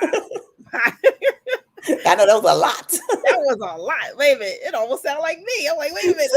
I'm determined. When I hear no, to me, it's a challenge for me to see what I'm out here, what I can do. And I take it as an acronym. So it's new opportunities. It's never no, that's my final answer, or no, you can't, because I will and I shall. There you go. Not right now. No, not right now. Not right now. Not That's right now. right. Not right now. My time will come, but rest assured, I'm still going to do it. And my journey is so different from anybody else's. Like you said, you're quirky. So am I. It doesn't seem like it, but like I said, I was a select mute for a number of years. I turned my voice off, stopped talking. So for me to be on this platform and this arena, speaking to people and trying to empower people and inspire people, and thinking about how I used to be, looking at the floor as I walk, counting tiles, looking at the ceiling, anything except make eye contact. And here I am today, 4 books. I'm a mother. I was a wife. Been there, done that, loved it, every bit of it. I'm a single mother. I'm not a single parent because he is actively involved at all times. And I'm doing my thing. I still have my career. I'm going to be a flight attendant when I get through on my retirement. So I got it planned out. Okay. Listen, nothing like, listen, it said, those who fail to plan to fail. So absolutely. And I always have a plan, and it will come through. Have a plan. It may look different from what I planned, but it comes through. It definitely comes through. Well, I am just, so it's been such an honor to have this fireside chat with you this afternoon. And I really hope that people were able to get some nuggets from you. And congratulations for having a voice and being able to stand tall and be this beacon to inspire other people. Like I said, to get people to understand, the value of what they need to do for their children going into the school year so they could be successful. To also share with someone who's maybe struggling between, their job that they have and their passion, and trying to figure out how to do both, and finding that thing that interconnects them both. And I think you did a very great job at doing that. And what a great example that you are doing for your community, for the people who follow you, and for your students. So I just want to say thank you once again. It's been such a pleasure having you, being able to do this fireside with you. Tell everybody before we go how they can reach you, and how they can best get your books that are out there. Well, my books are all found on Amazon. You can use the link of bit.ly, bit.ly uppercase CRAFT WRITE, Craft Right. Or you can just simply type my name into the search engine once you get to Amazon, and all of them will pop up there. I'm also on Etsy, so you can go choose my name, or either you can do Craft It Right, and that also pulls me up on Etsy.com. Okay, awesome. Well, I know that you may continue, but I know that I will leave. So Genius is coming, and I know I'll see you on the other side. Yes, ma'am. Genius is common. And I thank you so much for having that time with Mrs. Carolyn Wilson. Today, we're going to bring on Mrs. Ida Marie Briggs. She is a multi-talented woman who expresses herself in many ways. She is an inspirational entrepreneur who designs clothes. She writes books and plays. She speaks internationally, and she's also a coach to many people who have experienced trauma, and is on a journey now as she walks confidently in her direction of life, on her destiny, using What I Got. She's also part of the Authenticity Facilitator with the Norma Hollis Group. She empowers people everywhere she goes, this time on purpose. Let's meet Mrs. Ida Marie Briggs.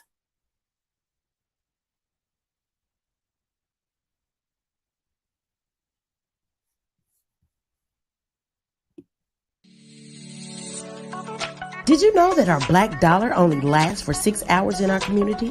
Yet other communities, their dollars last for 19 to 30 days. The Black Wall Street Nation. Black Wall Street Nation. Yes, that's why we created the Black Wall Street Nation. Black Wall Street Nation is a centralized directory available to all black businesses across the world.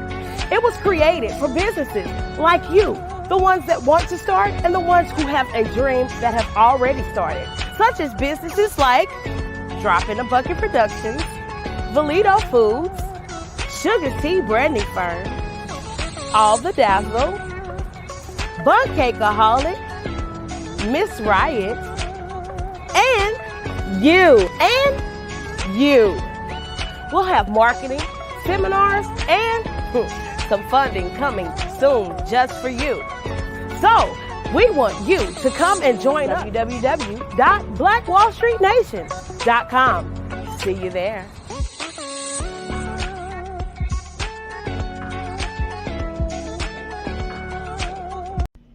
Why do I do what I do? You know, my life coach asked me that a few years ago. And she said, Tony, what's your why? And I told her, and she said, girl, you've already accomplished that. Perhaps you need a new why. Hi, Tony Harris, Amy Hoydu with Say It Said Marketing, one of your students. And just wanted to say thank you, Tony Harris, for spending so much time with me and giving me that boost in my business that I so drastically needed.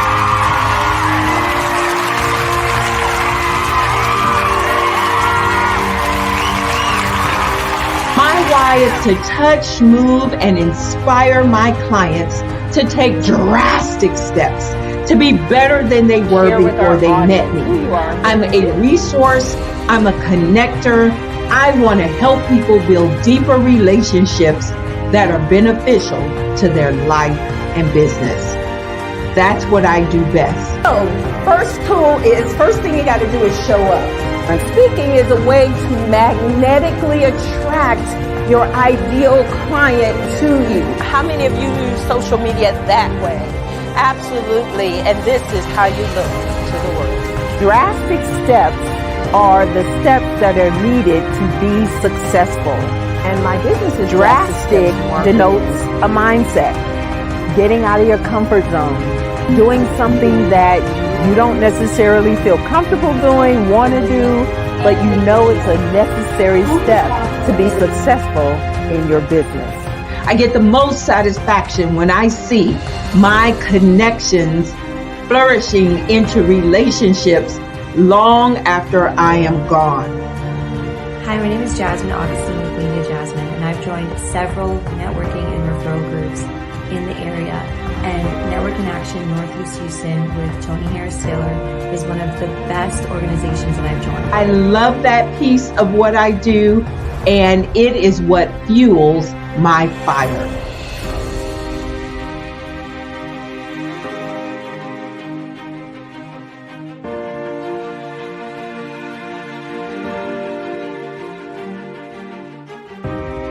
My name is Tony Harris Taylor, saying take a drastic step today for a fantastic tomorrow.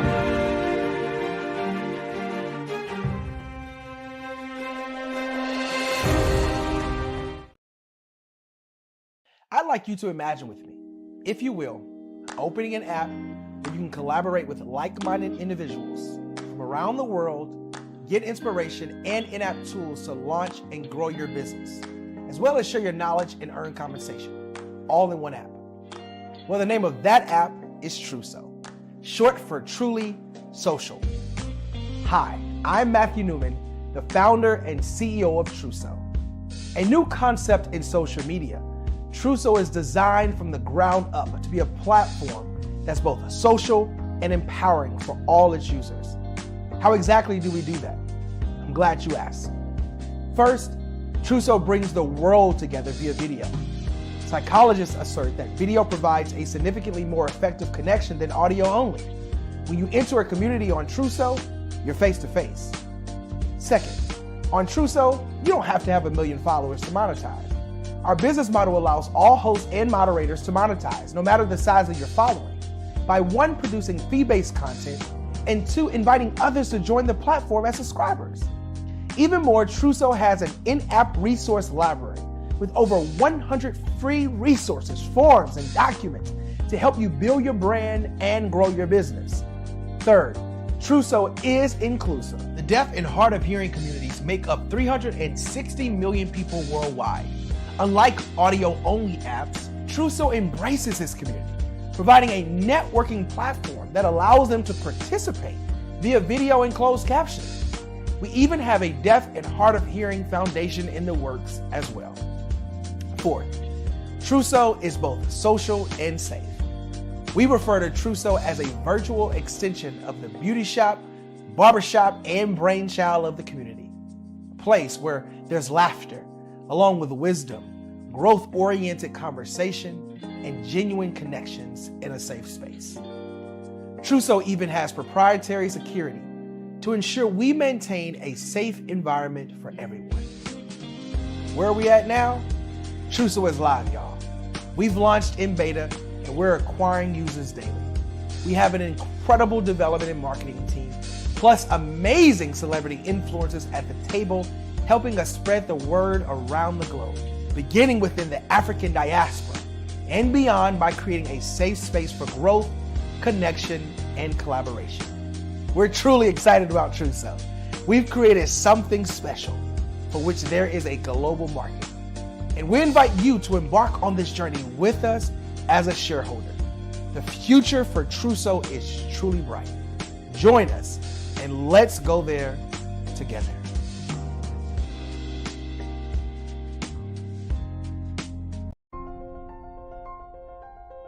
What if you could build your own city? A place where every child can find nurturing people to help them achieve their full potential. A place where every adult can access job training support. Where health education is abundant. Where social justice ruled the land. A place without limitations. Welcome. You have arrived at STEM City, USA. It is what every city should be. A safe and trusted community where you find people and resources to help you become everything you are and beyond. STEM City is unlike anything you have ever experienced. It is a digital twin of the world around you, only better. STEM City is about energy and soul renewal. It is more than a digital world. You can almost feel the power of live cultural events, music, and theater. STEM City promises a better future for children with caring mentors and hands-on activities with dedicated tutors to support our youth. STEM City is your passport to a healthy lifestyle with weekly events addressing our community's many issues. STEM City is your financial well-being with helpful information on wealth management, career advancement, job training, and so much more. STEM City is the community you deserve. It is the city where your dreams can come true. STEM City USA, a place in the sky that is accessible to all who reach for the stars.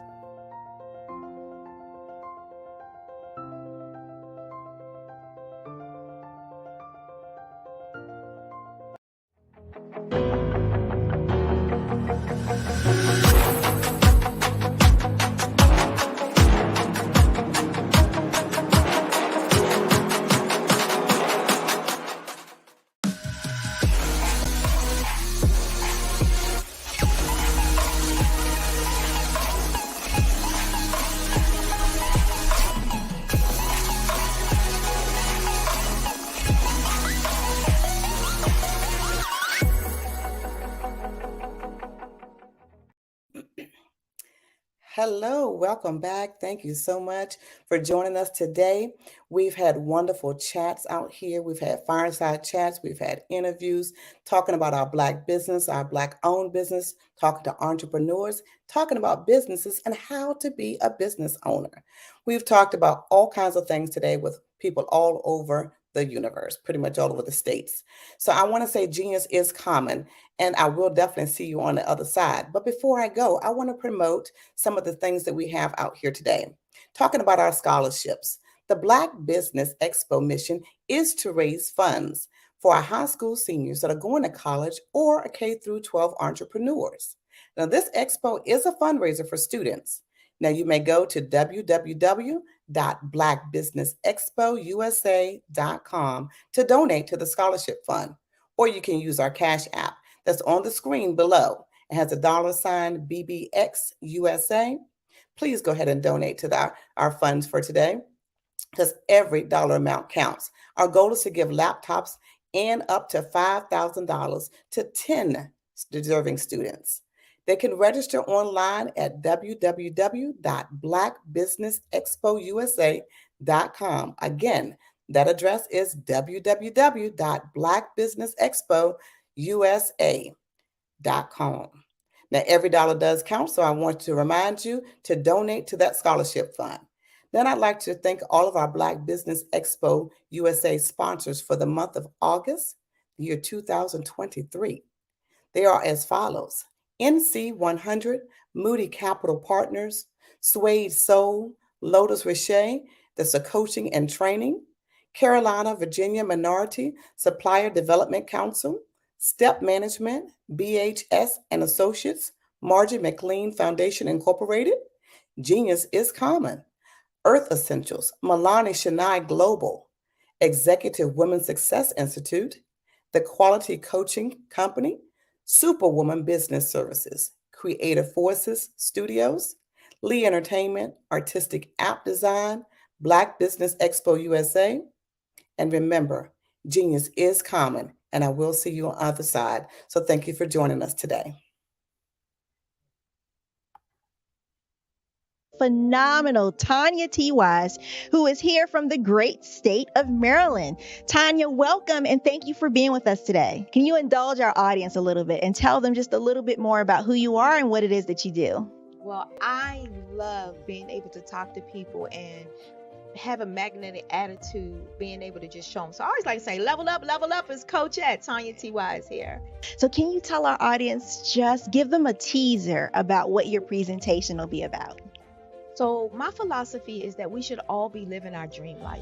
So tomorrow I'm going to talk about how you start living your dream life. What are some of the things that you thought about in your childhood that you just kind of let go and dormant? Wow. And I want to reignite that and just give you some pointers and some tips, some tools, some strategies to be able to start living your best life now. And guess what, Rhonda? And leave it inheritance for your legacy. Oh my goodness. Okay, I know that's resonating with a lot of people. I've heard that you have a dynamic coaching program. Can you tell us a little bit more about that? Absolutely. So our coaching program help people that have the lack of time, that lack strategies, and lack the confidence to go after their dream life. So we help them implement tools, we help them implement strategies, as well as give them resources so that they can live their best life now and leave that inheritance. Wow. Oh, I love that. I love the leave the inheritance part.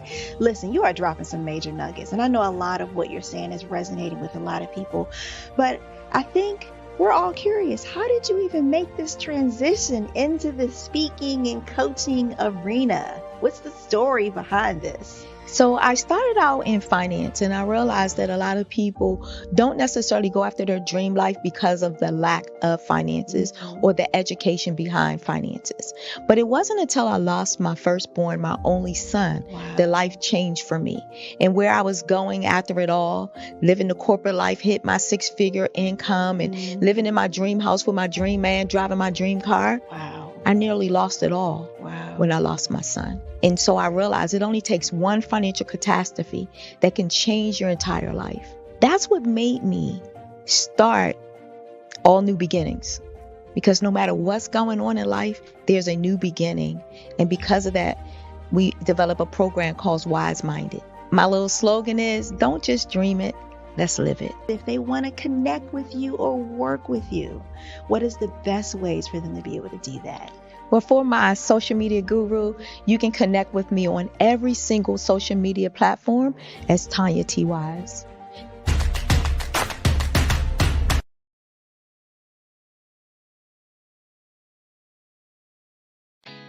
Did you know women represent just 3% of Fortune 500 CEOs and less than 15% of corporate executives at top companies worldwide? Have you wondered what the secrets are to getting into the top ranks, whether in the private or public sector? Do you want to figure out how to stop being held back in your career or passed over for promotion? Then you're in the right place. Hi, I'm Dr. Madeline Ann Lewis, President and CEO of the Executive Women's Success Institute. I have decades of experience in the military, the federal government, and corporate America, and my mission is to help women succeed and tap into their full potential. I want to reach 1 million plus women around the world to become the leaders they are meant to be. So if you want to move into a management or executive level position, or maybe you are a female veteran transitioning out of the military into business entrepreneurship, then reach out to the Executive Women's Success Institute at 301-693-3284. Let us get you on the fast track to success.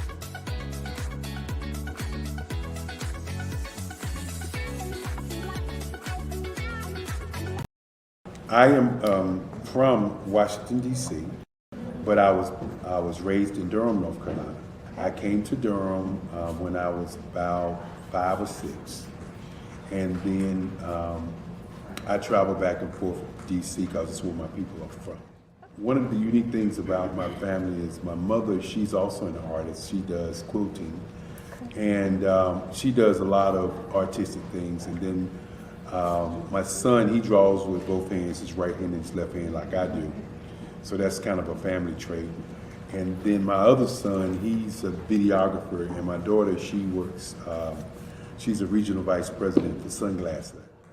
When you start out drawing and sketching, you want to continue to explore, each avenue. I do pastels, I do pen and ink, I do painting, I do acrylics. I haven't done oils yet, but I try to do all facets of art. What I say to a lot of times to people is, you can't put yourself in a box when you're an artist. You have to explore. And over the course of my life, I've tried to explore different mediums. I also do sculpture as well.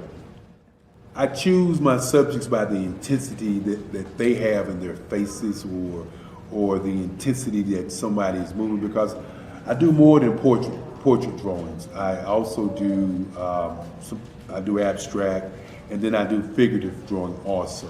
Well, what happened in this particular show is that I started out trying to come up with something that would be a little bit different than what everybody else is doing.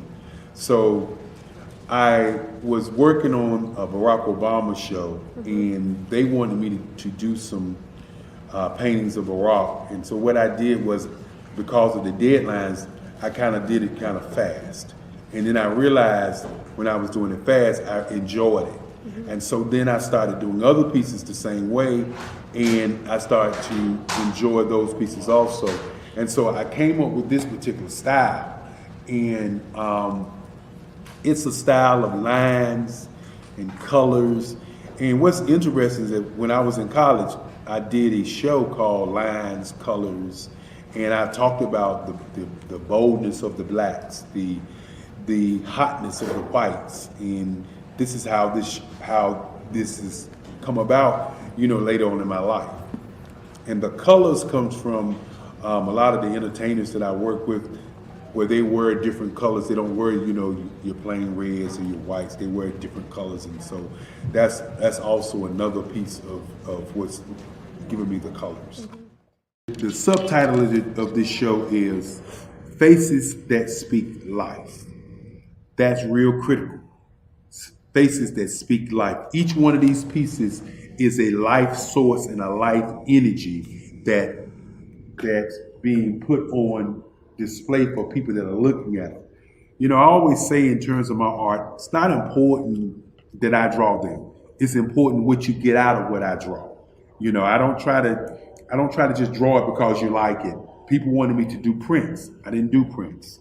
People asked me to do different people, but the people that I choose are people that make a difference in the lives of people in the world. So the human landscape idea was, again, as I say, the lines represent your emotions, it represents your ideas, and it represents your journey as a human being. And that's why you get the different pieces and the different looks. And as you notice, I try not to do one look that looks alike another look. And that's what's the most important part of this show. Artist to me is a creative expression of something from nothing.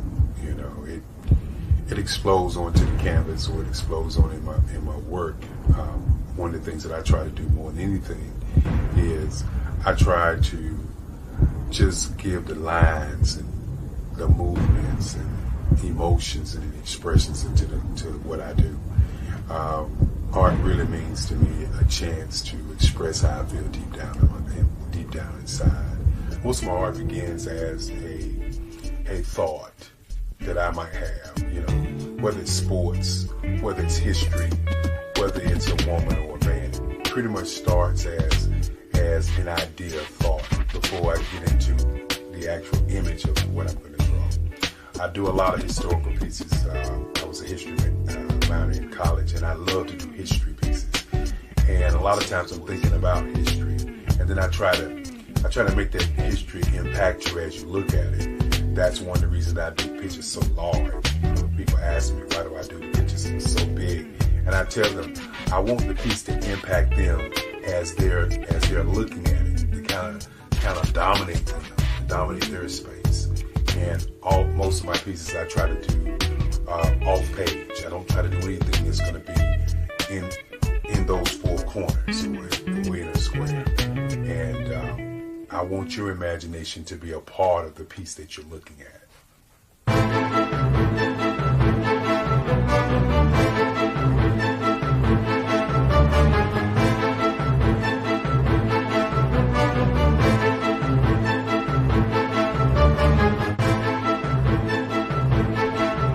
The way I feel when I'm drawing, when I'm creating something, is I feel free. I feel like there is an anticipation of something that's going to come. I try not to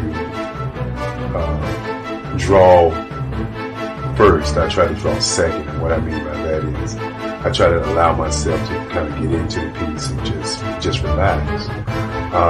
Sometimes I miss time. I'll draw 2-3 hours, sometimes 4 hours. And while I'm drawing, it's just a free. I just feel free. I mean, I feel like time stands still.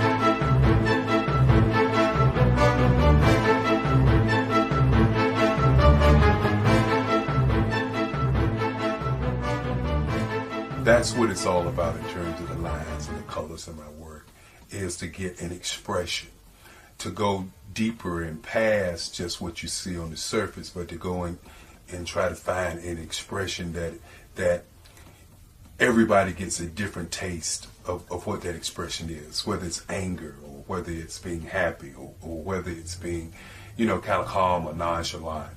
That expression that people take away from the piece is the most important part of what I do as an artist.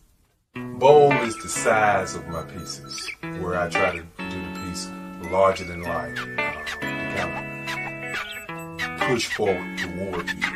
That's what the boldness is all about. It's not so much about the lines, it's about the size.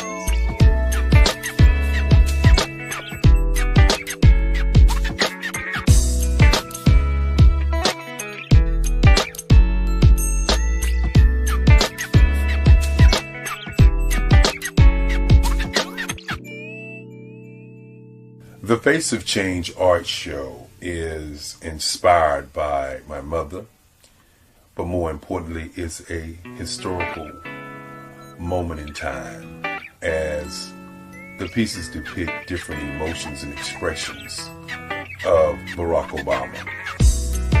The 44th president is indicative of the 44 pieces of art that I have done in this particular collection.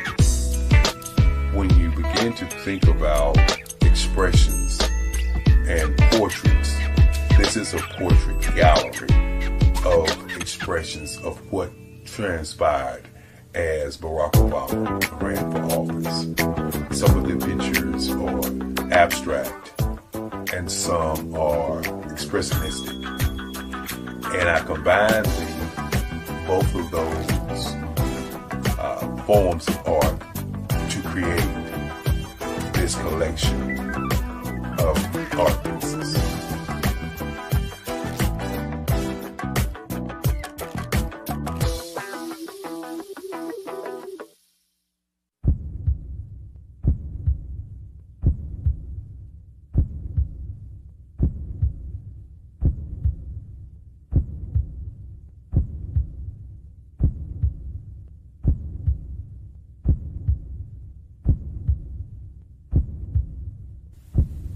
Overcomer, brilliant, ambitious, motivated, awesome, Obama.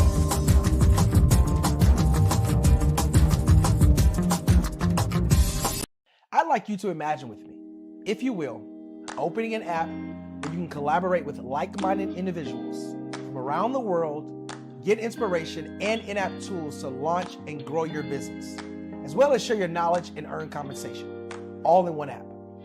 Well, the name of that app is Truso, short for Truly Social.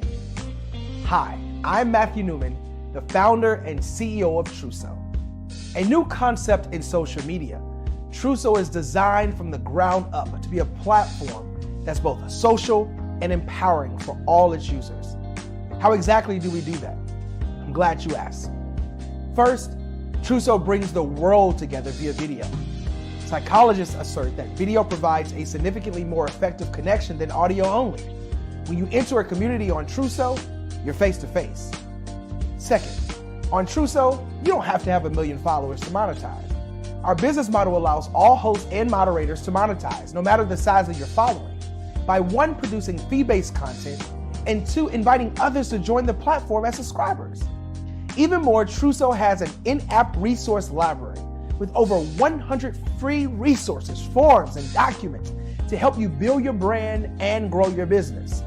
Third, Truso is inclusive. The deaf and hard of hearing communities make up 360 million people worldwide. Unlike audio-only apps, Truso embraces this community, providing a networking platform that allows them to participate via video and closed captioning. We even have a deaf and hard of hearing foundation in the works as well.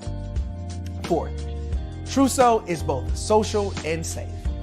We refer to Truso as a virtual extension of the beauty shop, barbershop, and brainchild of the community.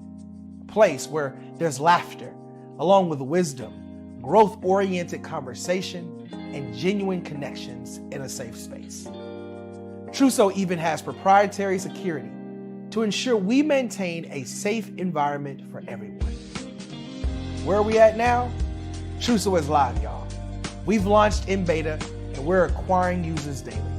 We have an incredible development and marketing team, plus amazing celebrity influencers at the table, helping us spread the word around the globe, beginning within the African diaspora and beyond by creating a safe space for growth, connection, and collaboration. We're truly excited about Truso. We've created something special for which there is a global market. And we invite you to embark on this journey with us as a shareholder. The future for Truso is truly bright.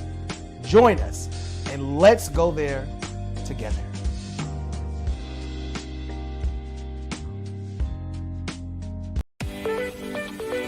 You are in the right place at the right time.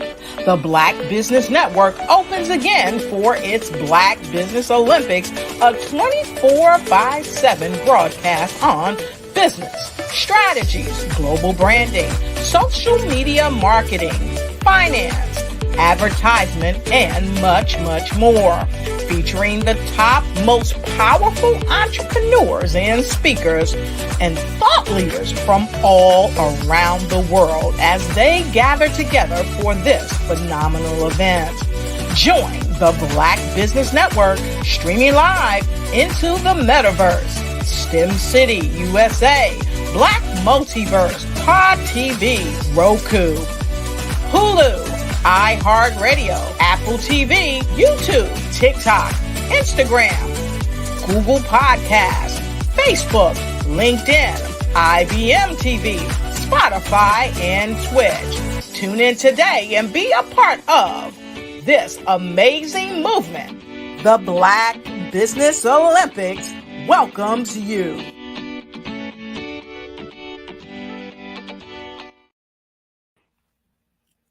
Hello. Good afternoon, everyone. Good afternoon, business owners, entrepreneurs, thought leaders, and corporations. Welcome to the Black Business Network. My name is Eartha Watts Hicks. I'm the CEO of Eartha Tone Books, publisher of Love Changes and A Planner is a Girl's Best Friend, as well as a freelance writer and editor and PR writer and affiliate for blackpr.com. I am your business moderator this afternoon on the Black Business Network. The Black Business Network is a 24-hour business network showcasing Black businesses, Black business owners, entrepreneurs, and thought leaders worldwide. We have speakers from North Carolina, London, Singapore, Africa, Japan, and cities all over the United States. The Black Business Network is a global community sharing its business knowledge to empower, inspire, and educate businesses about business. And I am your next speaker. Now, I am the creator of A Planner is a Girl's Best Friend. So let me tell you a little bit about my background.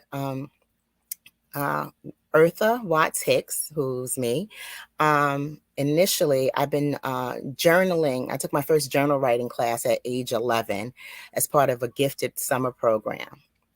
So in that regard, I had been keeping sort of a diary since about the age of 11. And I also went to college on a scholarship as a business student at the age of 16.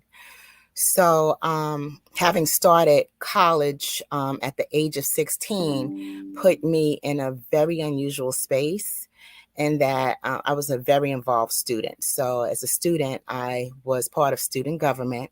And my title that I've held for like 3 years was Vice President in charge of transportation, which meant that I was responsible for the transportation budget for the university, for all shuttle buses going on and off campus, the ones that met the Nassau County buses, as well as the buses that met the Long Island Railroad in Hicksville. So in that capacity, I designed the bus schedules, and when I designed the bus schedules, the original ones that I designed were pencil and ruler, as in all the little boxes, I made them across the page with a ruler so that they all lined up evenly. My goal was to make the SUNY Old Westbury's bus schedule look exactly like the Nassau County bus schedule. So in that capacity, I was very deliberate about being very precise with it. And I had no idea that that skill would ever benefit me later on. This was just something I thought to do, or knew to do, or was determined to do. So part of what I had done with SUNY College of Westbury and their shuttle bus service actually led me to become a designer of these planner calendar books. Now, fast forward, one of the other jobs that I had while at SUNY Old Westbury was at the age of 18, I began working in consumer banking. I was a collection agent for the retail card services division of a bank that is now defunct. It was called Manufacturers Hanover. We used to call it Manny Hanny for short. But it was Manufacturers Hanover, and I was a bill collector for the pre-litigation higher bucket. We used to call it pre-litigation higher bucket. So I would get those people right before they charged off. And I didn't like that job because I had to be mean. But in that space and in that responsibility, I learned how to be careful with my credit, what it means to pay your bills on time. I was very good with my credit cards, especially in college. I was very good with it, with doing my bills, and I had all my credit card numbers memorized and the 800 number. If I needed to call customer service, I had that memorized. I had the addresses to where my payments were sent. And this was back in a day when we didn't have all this information on our cell phones. This was back in the day when if we had a problem with our credit card, we had to make a phone call. And if we wanted to receive information about our credit card bill, we had to wait for the bill to come in the mail, snail mail. There was no email, digital, anything. And this was also back in the day, if and when you had a problem with your credit card, you can call and dispute and make a complaint and call customer service. But in order to protect your rights, you had to write a letter. So this was all stuff that I had learned while serving as a bill collector at Manufacturers Hanover. So I had started using planners actually in Manufacturers Hanover because at the time I was 18 years old. I was student government vice president in charge of transportation. I was captain of the cheerleading squad. I was also a resident representative. I was working a full-time job. And then I was also at the same time, I was a full-time accounting student at SUNY College at Old Westbury. And that first scholarship that I received was peanuts. And I'm just going to be totally real about that. The first and only scholarship that I had gotten from SUNY Old Westbury was, and it wasn't from SUNY Old Westbury, it was a Regent scholarship, which might have been $250 a year. So understanding that I had no financial aid other than this $250 per year, what I did was I was determined to pay my own tuition. And I had done that with the help of the bank job because they had tuition reimbursement.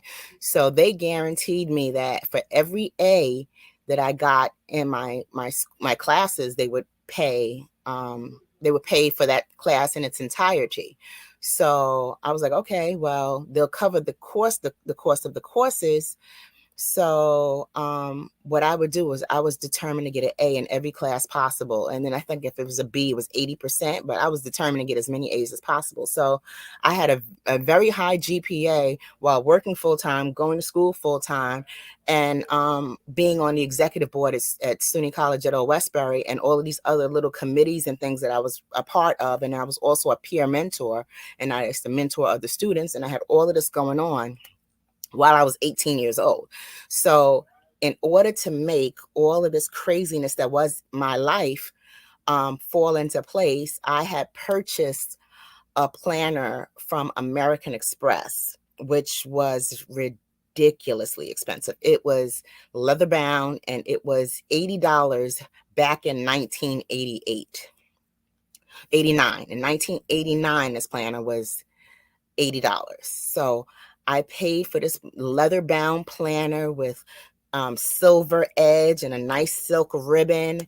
And it was beautifully done. It really was beautifully done. And I think the value of the planner might have been worth more than the $80. I think that was the American Express members price. And that was the price that I had gotten. And this planner helped me keep everything in order. It helped me to remember all my class assignments and to turn them all in on time and to keep track of all the phone numbers. Because back then there was no cell phone where you could, just go into your cell phone and pull up a number. We had to either remember everyone's phone number or have it written down somewhere. So I had a catalog of all the phone numbers that I needed, all the addresses that I needed. And plus it had a place for me to do my bills. So that was that helped me keep my life together. So after that, I saw I don't know where I first saw it, but it was the Virginia Slims Book of Days, which was a nice little petite little planner that was branded towards women and women's empowerment. And it was so beautiful and had all these gorgeous models and everything. And my only, I'm gonna say regret, even though it wasn't really a regret, but my only quirk, or the only thing that bothered me about this particular planner was it wasn't branded towards Black women. It was branded towards just, America, the American woman, and the vintage American woman, and in the bustle and the parasol and the whole bit. And I used to think, I would love this if it featured Black women that look like me, or if it spoke my language or spoke to my culture. So I loved it anyway because, of all the planners that were in existence, they were just basically calendars. It was your week-to-week calendar and your monthly calendar. And this was a planner that gave you, it was a cross between a planner and a magazine. So I connected with it. So I connected with it because I liked it better than I liked the American Express planner, which was like a cross between an encyclopedia and a planner. So like once you see that encyclopedia information over and over again, you're like, yeah, it becomes stale. But the Virginia Slim Book of Days, they did a different planner every single year. And they infuse stories of women and women's empowerment and all the great things that women in America have been doing. But everything had a cigarette. So every woman in the Virginia Slims planner had a cigarette. And I was like, I don't smoke. But my coworker who sat next to me, Jeannie, she smoked Virginia Slims, and I used to hound her for her UPCs so that I could order this planner every year. So in a way, she's part of the inspiration too, because if the Virginia Slims Book of Days is part of my story, and so is Jeannie. But to go a little further, my planner is branded towards Black women, right? So it's the planner is a girl's best friend planner. And it's a planner, date book, calendar, journal. So there's room for you to plan out your month. There's a weekly timetable where you can write out your week and write out your weekly schedule, your appointments from 4 a.m. in the morning until 12 midnight. Now, I set those times myself because I wake up at 4 in the morning. I'm a writer. We wake up at 4 o'clock in the morning. We write from 4 to 6, and that's what we do. It's a way of life. So that being the case, the schedule is there set that way for people that wake up early, people that have small children, people that are caring for a sick or aging relative, and who need to be able to pencil in times from early in the morning until 12 noon. And I could have done it 24 hours a day, but I didn't have that much space on the page. And also too, most planners that you'll run across don't do that particular timetable. I think I'm the only one that I've seen that stretches out the day per hour that way. So I do a weekly timetable. When I do the monthly month at a glance, I give space for a monthly budget that runs alongside of the month for your expenses. So like here's where you would write your month, but right here along the side is where you would write your expenses. So these planners are for people who have goals and who want to put them down somewhere, who want to keep them written. A plan is just a plan until it's written and until you put some action to it. So this helps me to prioritize those things that I need to do, to get them done, to prepare for those things that I need to do, and to it's a catch-all first and foremost. there were a number of years where I was a stay-at-home mom, and I was mildly addicted to QVC and the Home Shopping Network. So rather than spend all my money on the Home Shopping Network and QVC, I used to say, okay, I'm going to write down the item numbers for everything that I just absolutely love. And, me just understanding how I was as a shopper, I would write all of these item numbers down. And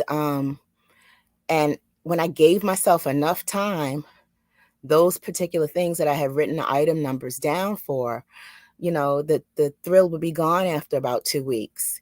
I would lose interest in that whatever thing that they were speaking so passionately about.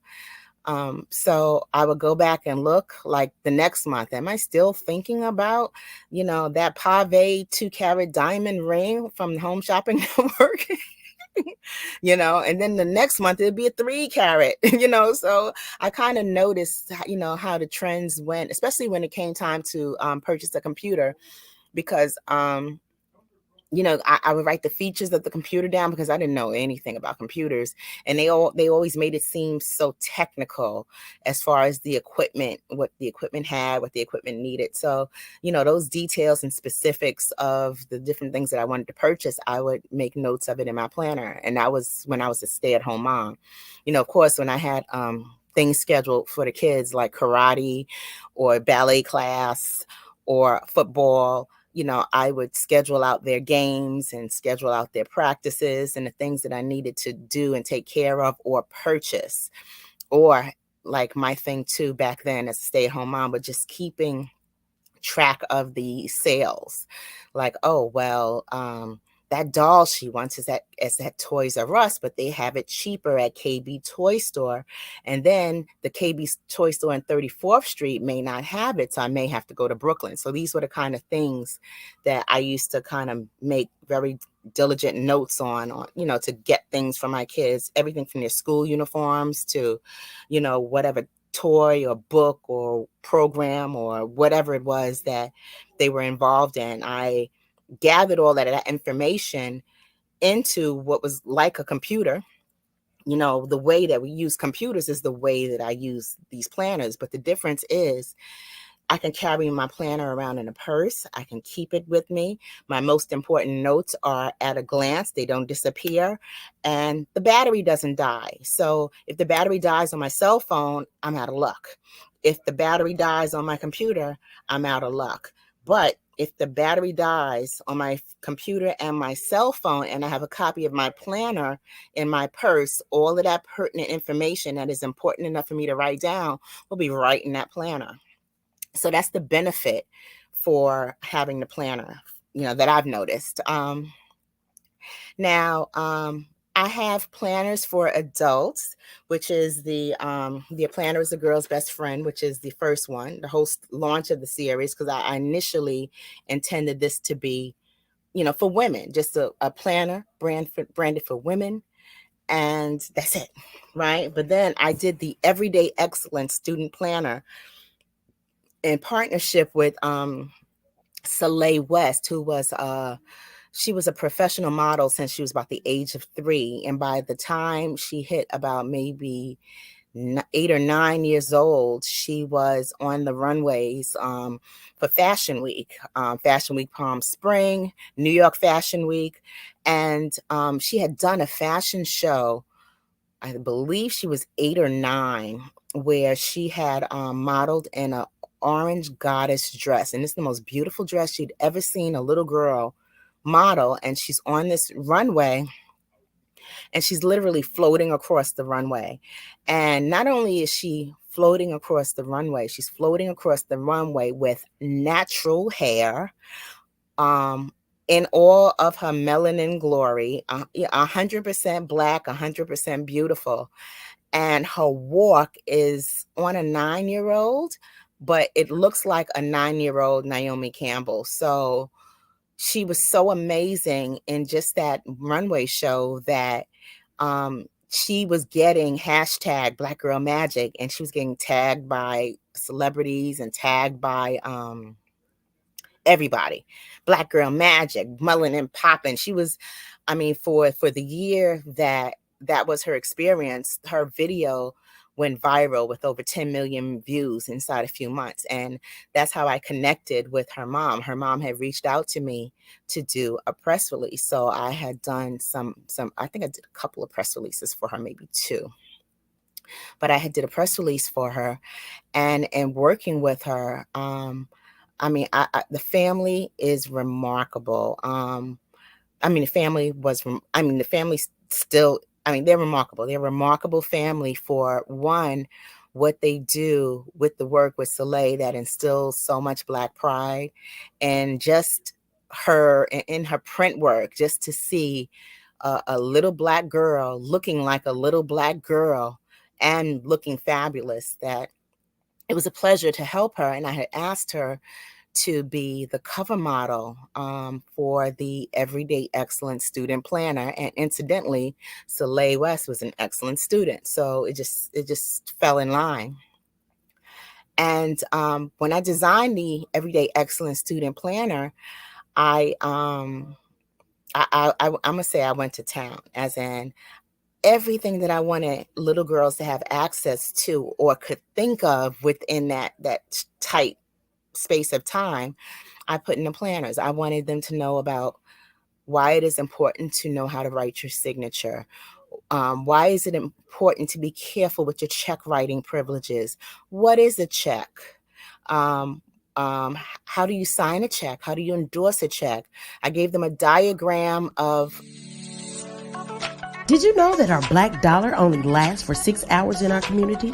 Yet other communities, their dollars last for 19 to 30 days. The Black Wall Street Nation. Black Wall Street Nation. Yes, that's why we created the Black Wall Street Nation. Black Wall Street Nation is a centralized directory available to all Black businesses across the world.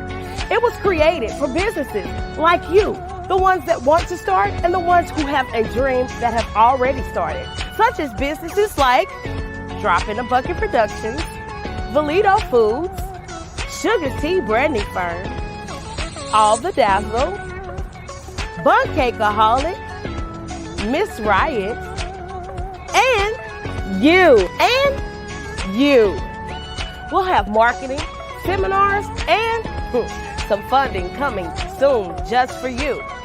So we want you to come and join www.blackwallstreetnation.com. See you there.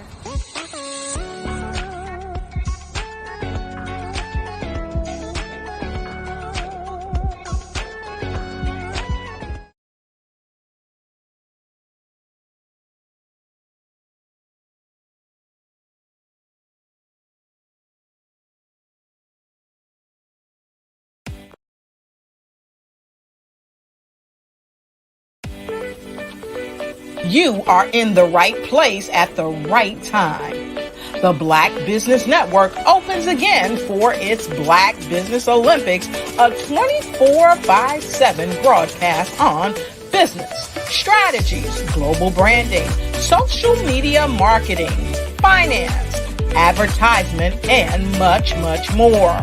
Featuring the top, most powerful entrepreneurs and speakers and thought leaders from all around the world as they gather together for this phenomenal event. Join the Black Business Network streaming live into the metaverse, STEM City, USA, Black Multiverse, Pod TV, Roku, Hulu, iHeartRadio, Apple TV, YouTube, TikTok, Instagram, Google Podcasts, Facebook, LinkedIn, IBM TV, Spotify, and Twitch. Tune in today and be a part of this amazing movement. The Black Business Olympics welcomes you.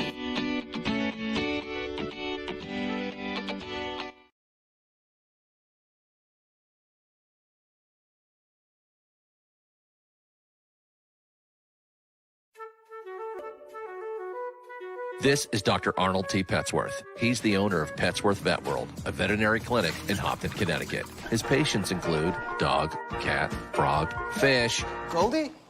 dog, and this alpaca. Due to doctor-patient confidentiality, we can't tell you their names. Business at Vet World was steady, and then quarantine hit. Neighbors brought new four-legged friends into their homes. Bunnies. Bunnies everywhere. Dr. Petsworth welcomed these new patients with open arms. The only problem? There were more appointments than he could manage. That's when Dr. Petsworth turned to his American Express business card, which offers spending potential that's built for his changing business needs. He decided to hire a new assistant, Julio, and with spending power built for business purchases, he used his card to furnish a new exam room. Together, Dr. Petsworth, Julio, and American Express Business made sure all the pets of Humpton got the love and care they deserved. And everyone was happy. Get the card built for business by American Express.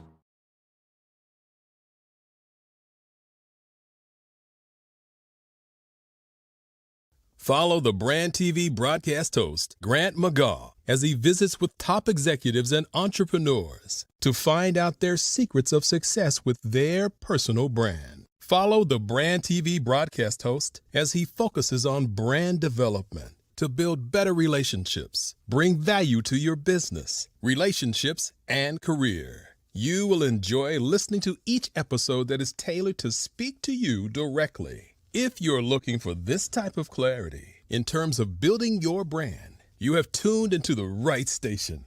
Each episode will help you to shape a conversation in the 5-star BDM network of 20,000 professionals and become a springboard for your corporate engagement and business opportunities. Each guest will frame their story in the areas of personal branding, business development, career development, financial empowerment, and technology. Welcome back. I'm Eartha Watts Hicks.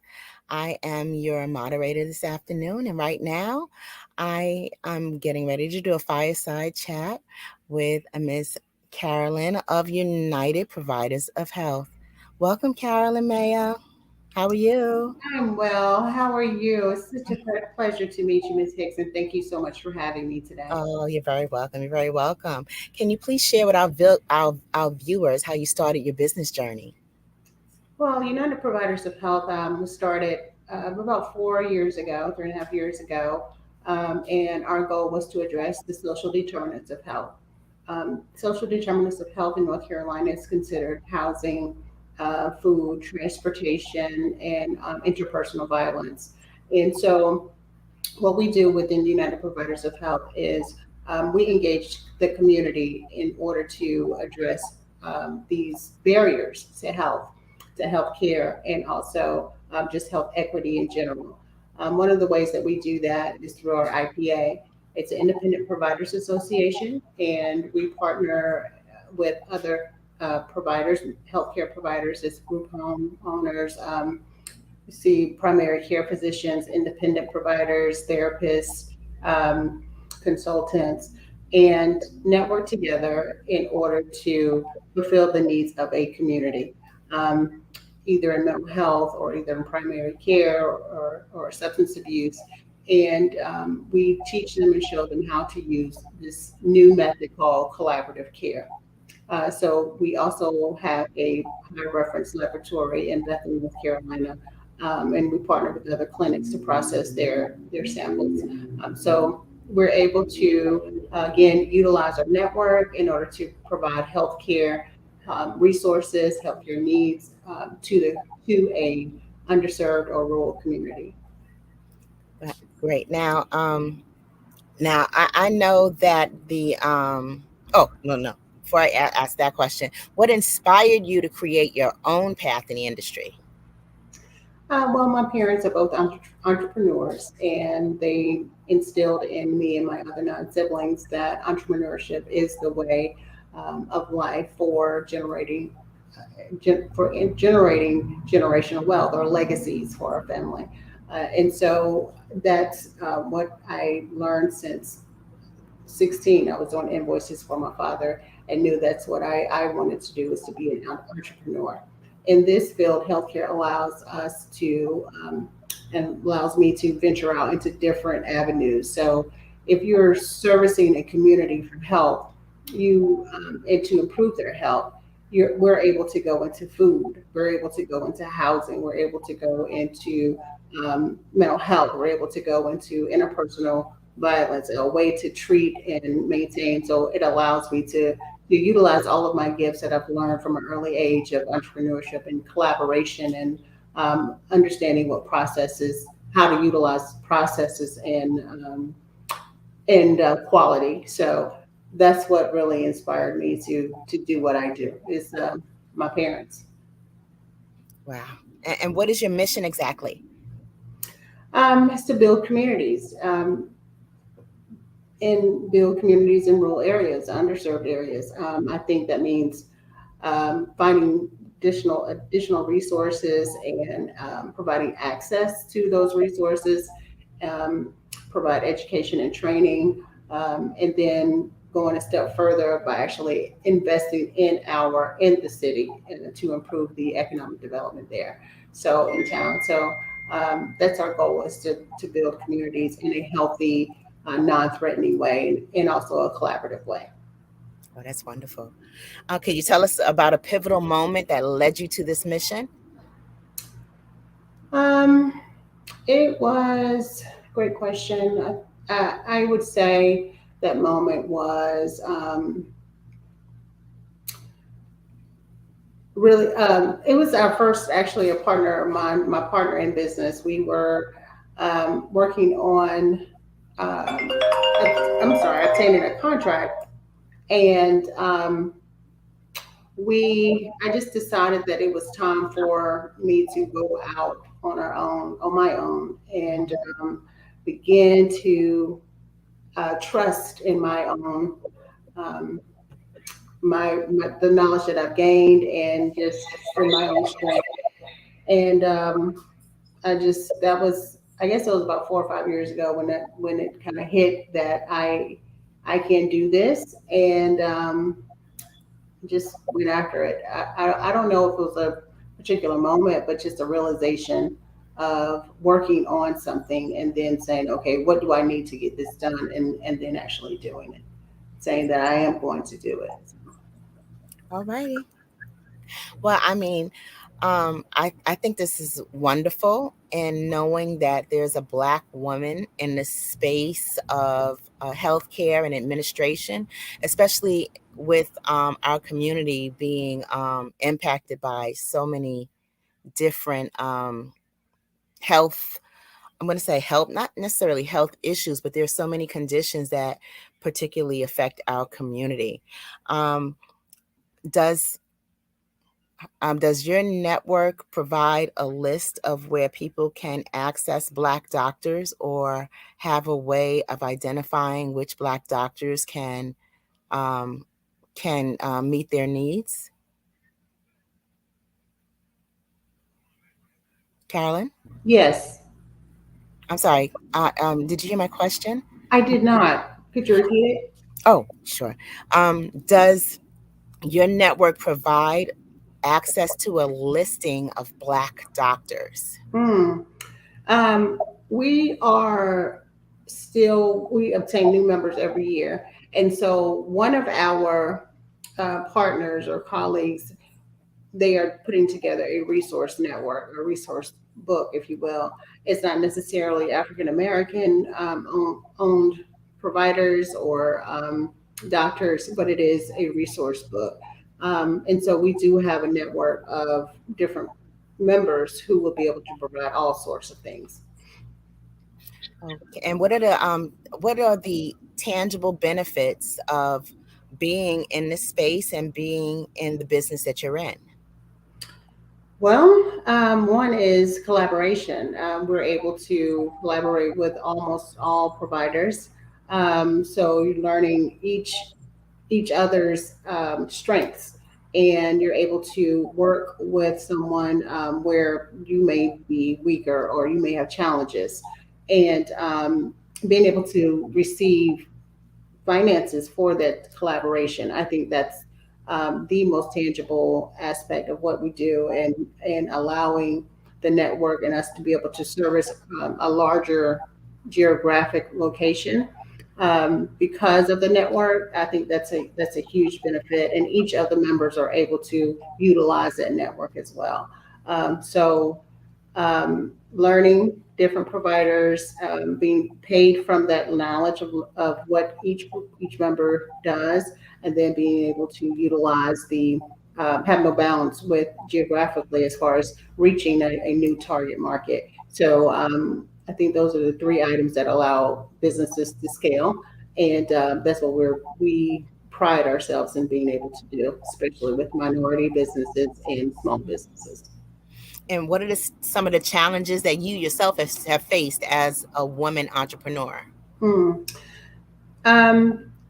I sometimes not being seen.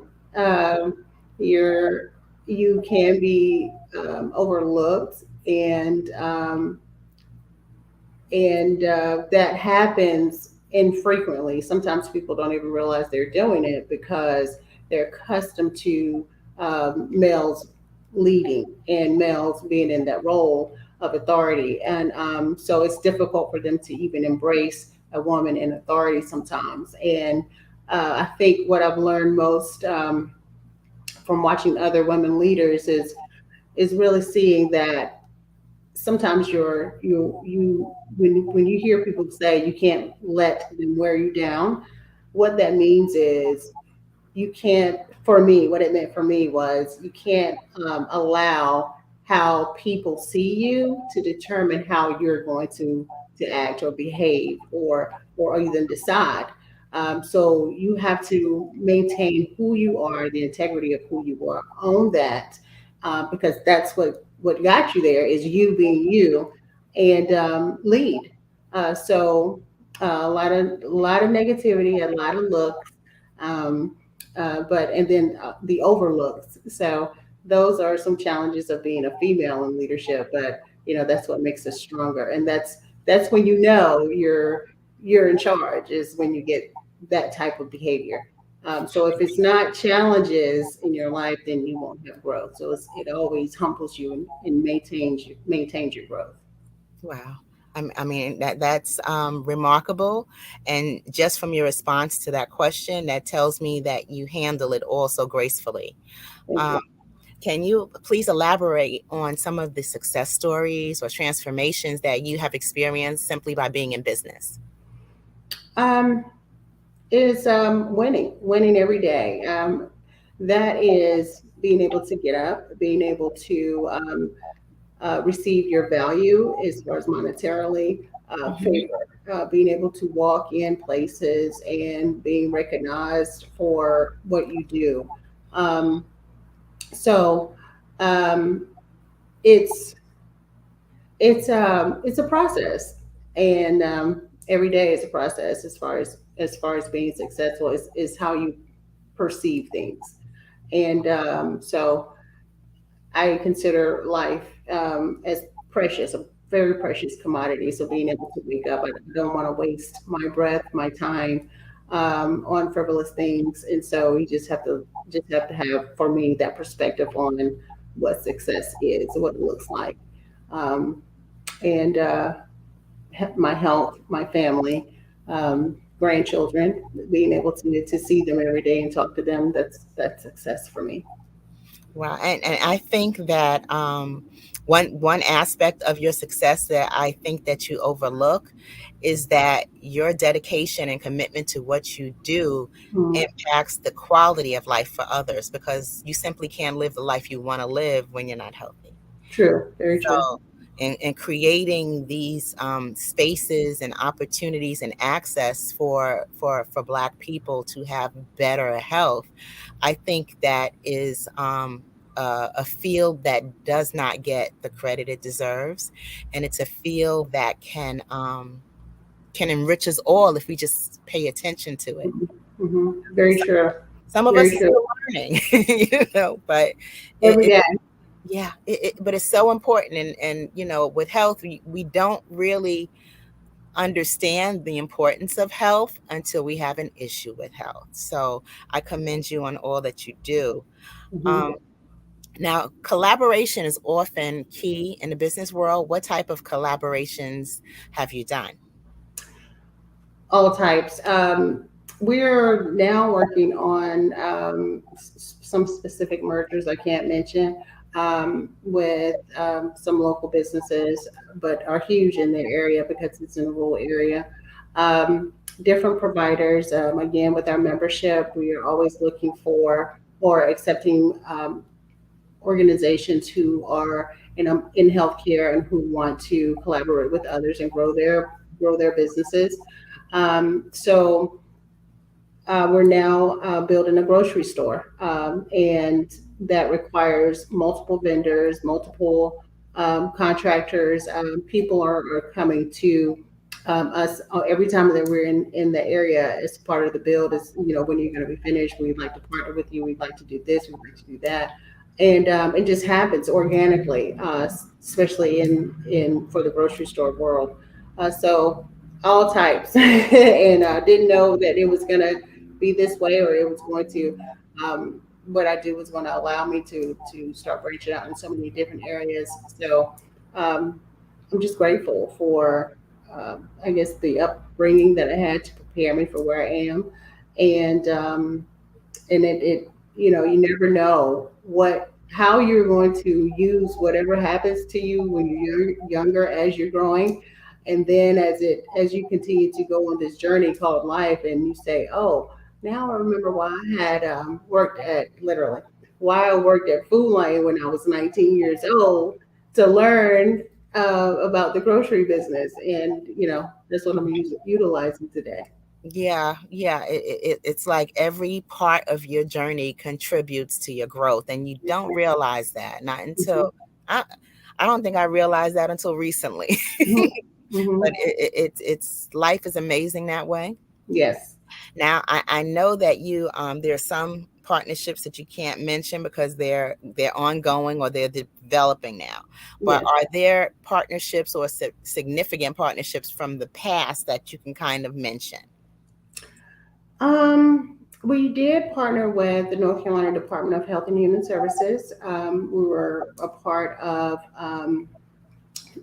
securing resources to rural and underserved areas during COVID. And that was a 2-year partnership that we well, actually turned out to be 3 years. That was very instrumental in allowing us to continue the work in the community.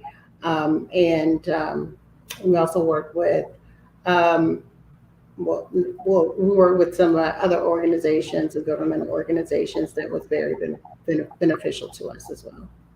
Wow. Now, the empowerment of women in business is a crucial topic today.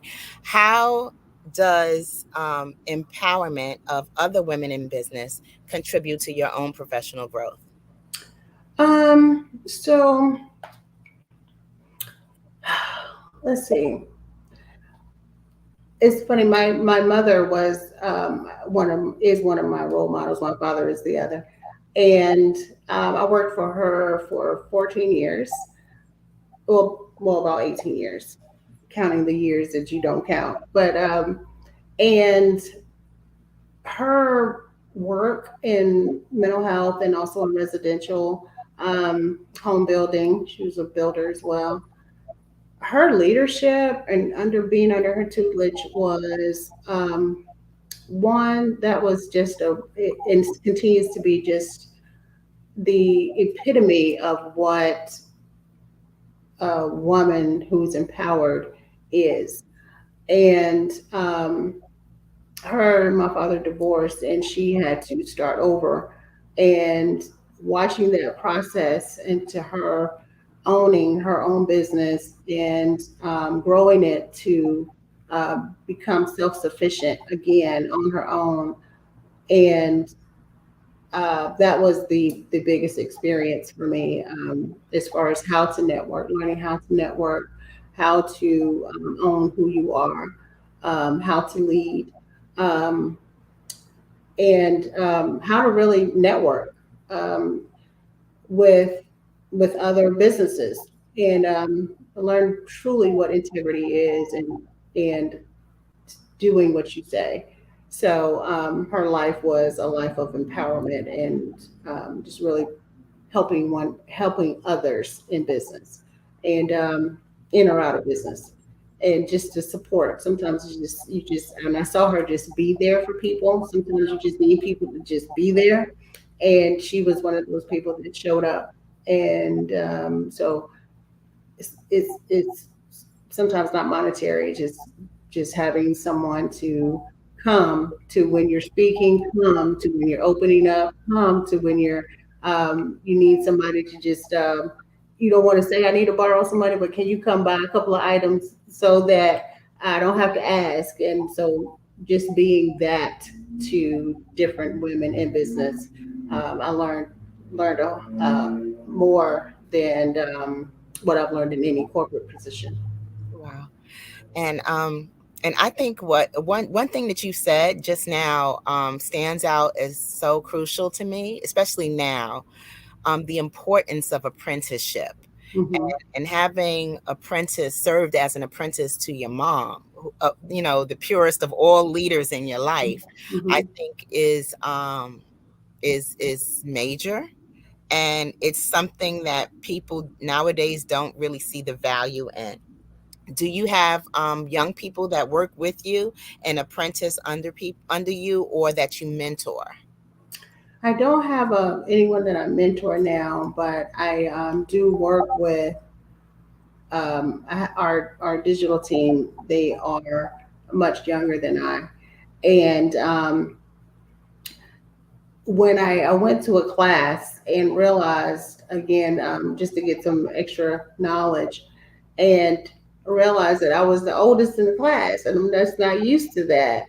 And so seeing how quickly they're able to adjust to this new world, this new technology that we have, and seeing how they were brought up in it. So it's not a learning curve for them. They are just rolling with it. And that what I said, okay, I've got to have that in my business. I've got to be able to tap into these young people who are, they're trendsetters, and they're definitely our future leaders. So I've got to be able to tap into that energy, tap into that knowledge, and continue to grow my business. And so North Carolina now is learning slowly the benefits of diversity. And so that's what we want to continue to do in our business, is to show and practice what we preach as far as being diverse. It doesn't mean just race, it's age, it's gender.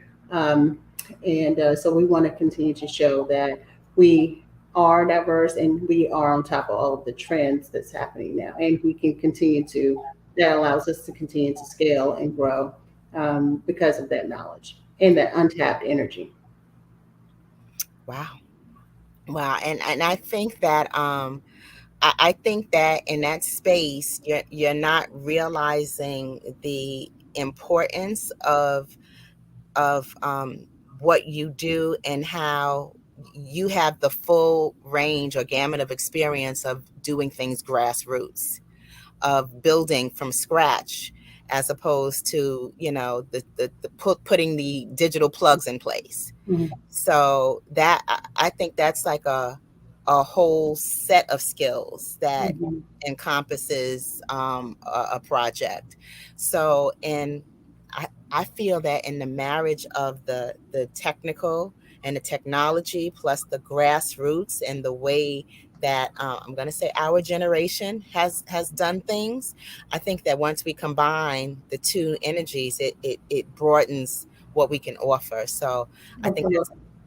yeah, I think it's amazing that you've identified that, and that you work with your tech team to kind of disseminate, and that's amazing. Mhm.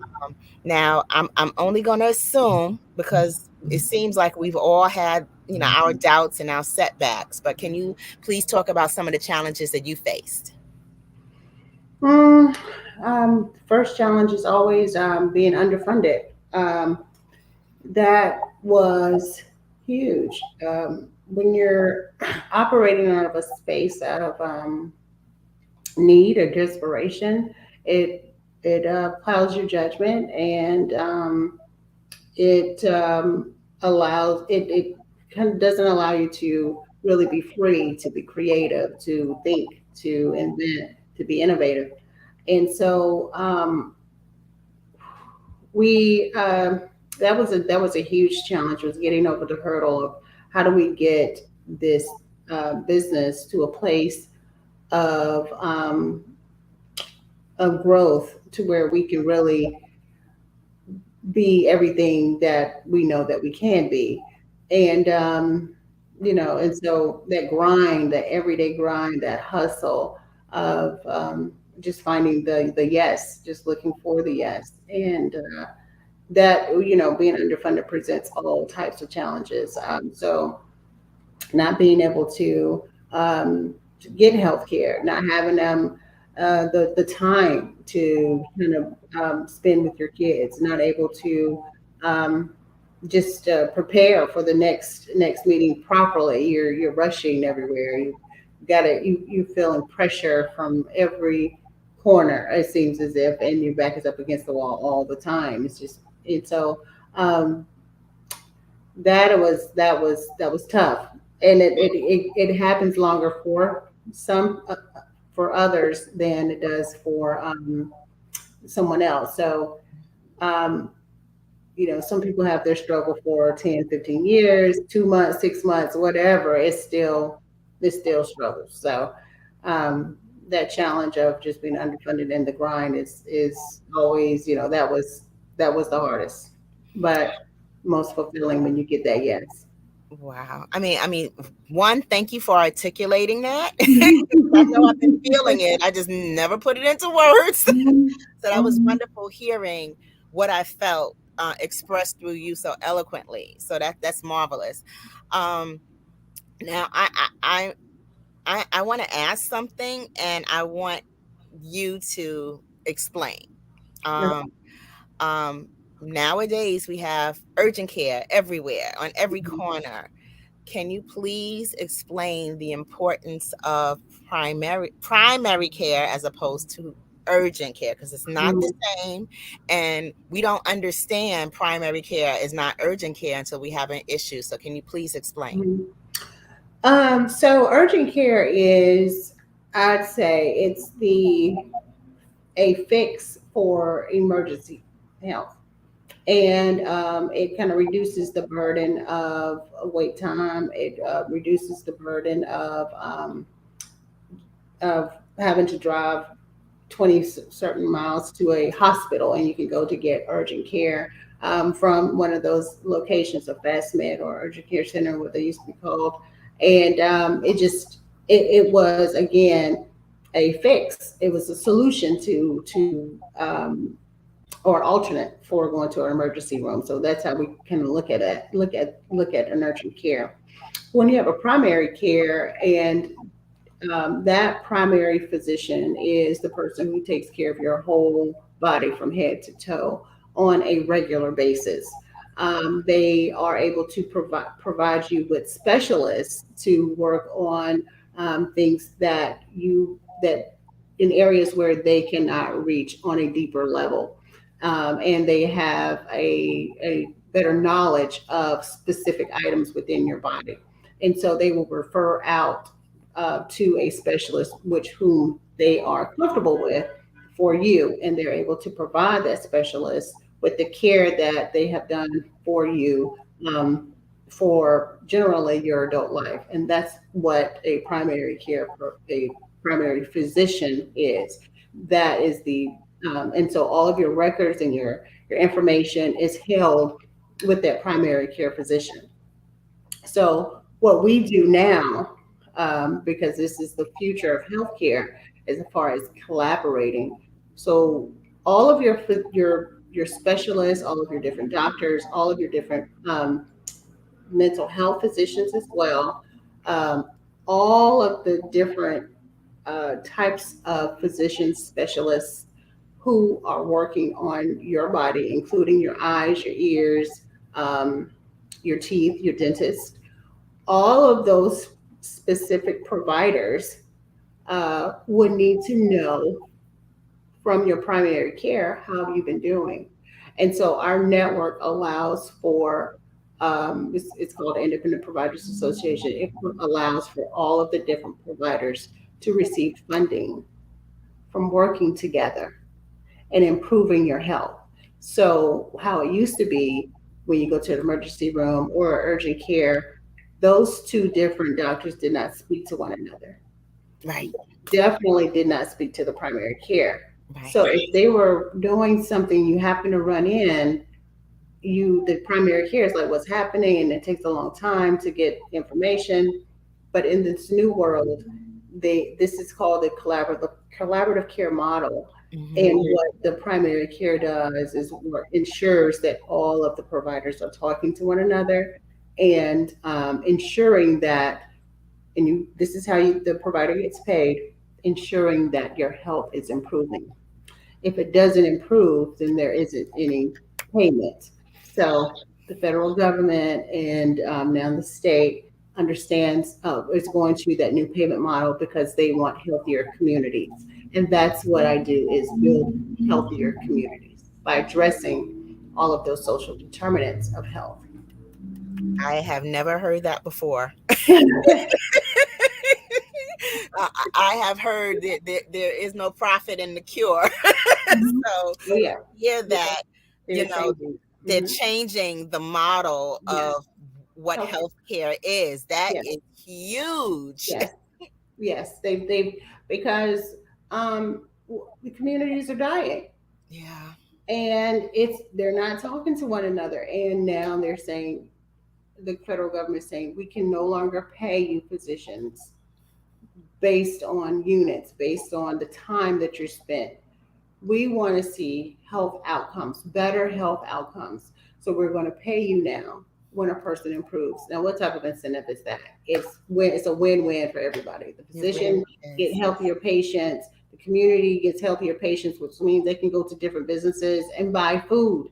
They can stay healthy longer. No more out time because you're sick. It just builds communities all the way around. And I think this is a way that the government can build that trust back with the community. And this is a great step forward, and trust in all shapes, forms, and fashion. We have, America has a very dark history and with diversity. And so by saying we want to get you healthy, we want to keep you educated in the simplest of forms, where we're not controlling you, we're just saying we'll pay you more if they are healthy. Yes. So I think this is a huge step for the government. I think this is a step forward for America in showing and proving we are better than what they say. We are able to work together as a unit. We can do that. And we, as this big entity, the government, and who governs your life, we want to show you that we do care, and it's not all bad all the time. We're not perfect, but in the areas where we can improve, we are doing that. And that happened initially with the Obama administration. Started with, and then Hillary, was the driving force for insurance, which, if you remember, she was campaigning on America needs free health insurance. Way before she was talking that when she was during Clinton. So that was a Democratic initiative. So they just continue with that initiative, and now it's with the federal government, Centers for Medicaid and Medicare. So less political, and now more about addressing social health, social determinants. So trying to relate it, I know it's a huge subject, and I know it's very foreign to a lot of people, but just wanted to kind of bring attention to what we're doing with the United Providers of Health, and how we plan on moving forward with addressing the social health disparities in rural and underserved areas. Hello, ladies. Hello. Listen, we are running out of time, so I'm going to start with Eartha. Eartha, give us your contact information. Oh, great. You can connect with me across social media at Eartha Tone, so EARTHATONE.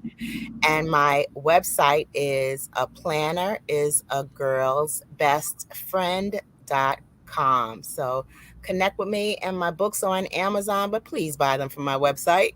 I love it. And Miss Mayo, please give us your contact. Yes, you can reach me at cmayo@upoh.org. Our website is upoh.org. Our Instagram is upohnc, hashtag upohnc. Our Facebook is UPOH, United Providers of Health on Facebook. So thank you for having me, and I'm looking forward to returning. Ladies, thank you so much. Genius is coming. We'll see you on the other side. Thank you. Thank you.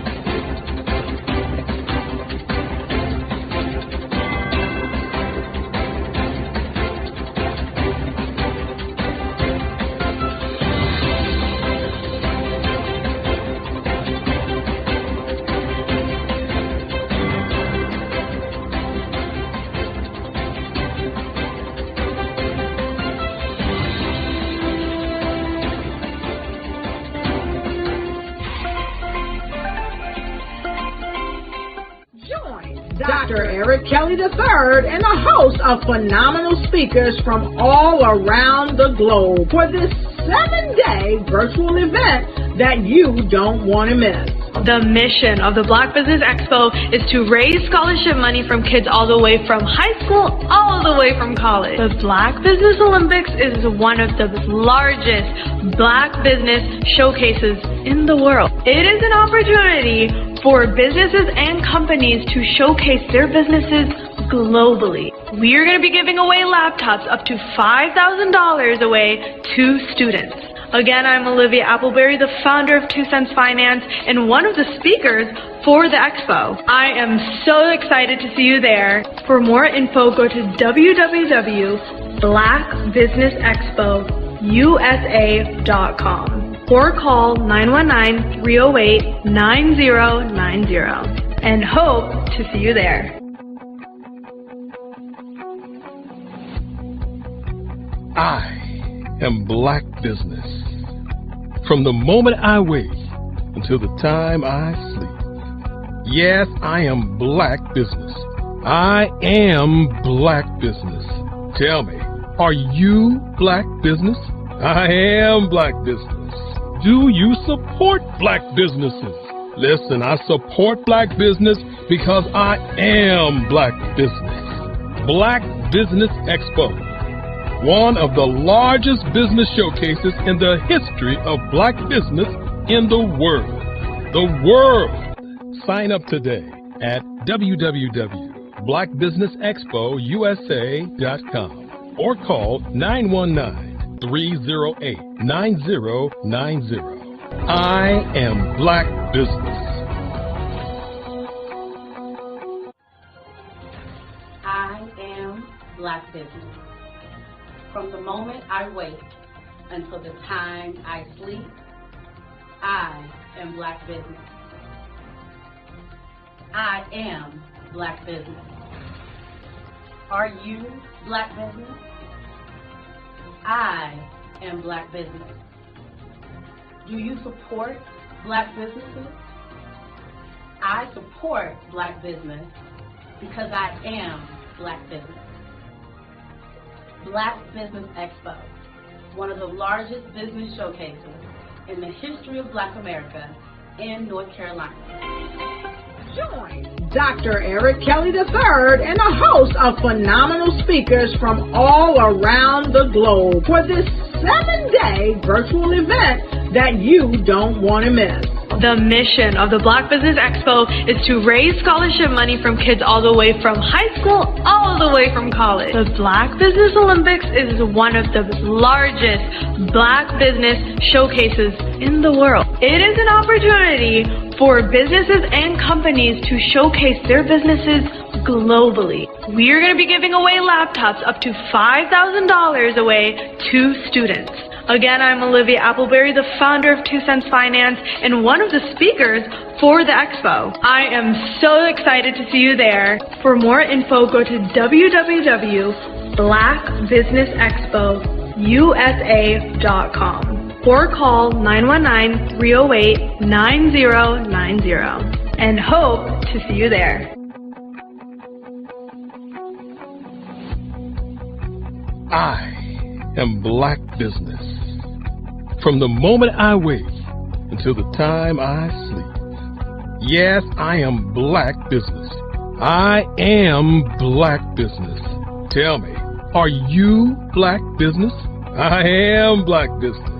Do you support Black businesses? Listen, I support Black business because I am Black business. Black Business Expo, one of the largest business showcases in the history of Black business in the world.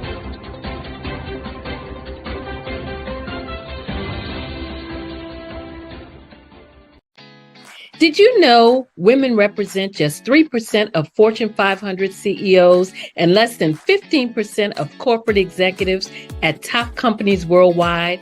Have you wondered what the secrets are to getting into the top ranks, whether in the private or public sector? Do you want to figure out how to stop being held back in your career or passed over for promotion? Then you're in the right place. Hi, I'm Dr. Madeline Ann Lewis, President and CEO of the Executive Women's Success Institute. I have decades of experience in the military, the federal government, and corporate America. And my mission is to help women succeed and tap into their full potential. I want to reach 1 million plus women around the world to become the leaders they are meant to be. So if you want to move into a management or executive level position, or maybe you are a female veteran transitioning out of the military into business entrepreneurship, then reach out to the Executive Women's Success Institute at 301-693-3284. Let us get you on the fast track to success.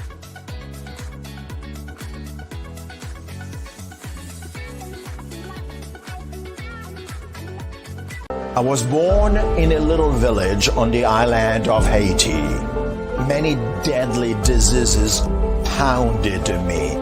It is as if they were on a mission to end my existence on this earth. I refused to give up. In 1983, I left Haiti and came to the United States of America. And I came with $5, 2 shirts. I didn't speak in English. I came to Atlanta. I got a job. I was a doorman. I was a doorman with a dream. What I used to come on stage. I'd rehearse this moment that I'm standing in front of you. That's the power of a dream. Maybe today is the day you begin acting as if you already have it. And then step out with full force. Take a risk. No condition is permanent. Don't let your situation distract you. You are chosen. You are called. You are born for a purpose in this life.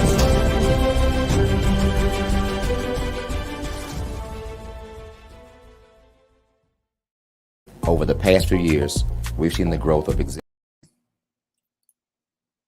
Good afternoon, business owners, entrepreneurs, thought leaders, and corporations. Welcome to the Black Business Network. My name is Charles Kithcart of African Diaspora Maritime. I'm your business moderator for this afternoon on the Black Business Network. The Black Business Network is a 24-hour business network showcasing Black businesses, business owners, entrepreneurs, and thought leaders worldwide. We have speakers from North Carolina, London, Singapore, Africa, Japan, and cities all over the United States. The Black Business Network is a global community sharing its business knowledge to empower, inspire, and educate businesses about business. This afternoon, we will be speaking with Crystal L. Gunn. She's a visionary financial strategist dedicated to liberating the Pan-African community from the shackles of financial bondage. With over 2 decades of experience, she's transformed countless lives. With a bachelor's degree of business administration from Michigan State University, Crystal's career commenced in mortgage banking and management. But she soon ventured into public speaking, authoring, coaching, and activism. As the founder and CEO of the Amazing Woman Network, Crystal spearheads a social enterprise focused on reclaiming personal power through the mind, body, and spirit. She also serves as a president of AWAN Cares, a nonprofit with several transformative programs that address critical social issues, and president of the United Community Solutions, which is dedicated to strengthening, stabilizing, revitalizing, and rebuilding communities, transforming them into thriving centers of opportunity. In her role as the host of the Amazing Women Speak podcast, Crystal provides inspiring and uplifting conversations for Black women worldwide, fostering a sense of empowerment and unity. Additionally, Crystal embraces the responsibilities as chairman of the Detroit Black Chamber of Commerce, passionately advocating for Black businesses and propelling them forward to success. Her people-first approach is epitomized by the words of a baseball legend, Jackie Robinson. "A life is not important except on the impact it has on other lives." Crystal's unwavering beliefs and transformative impact have garnered her recognition, including the prestigious 2023 Presidential Lifetime Achievement Award, solidifying her legacy as a catalyst for positive change and empowerment. Ladies and gentlemen, Crystal Gunn. Hello there, Crystal. Hello there.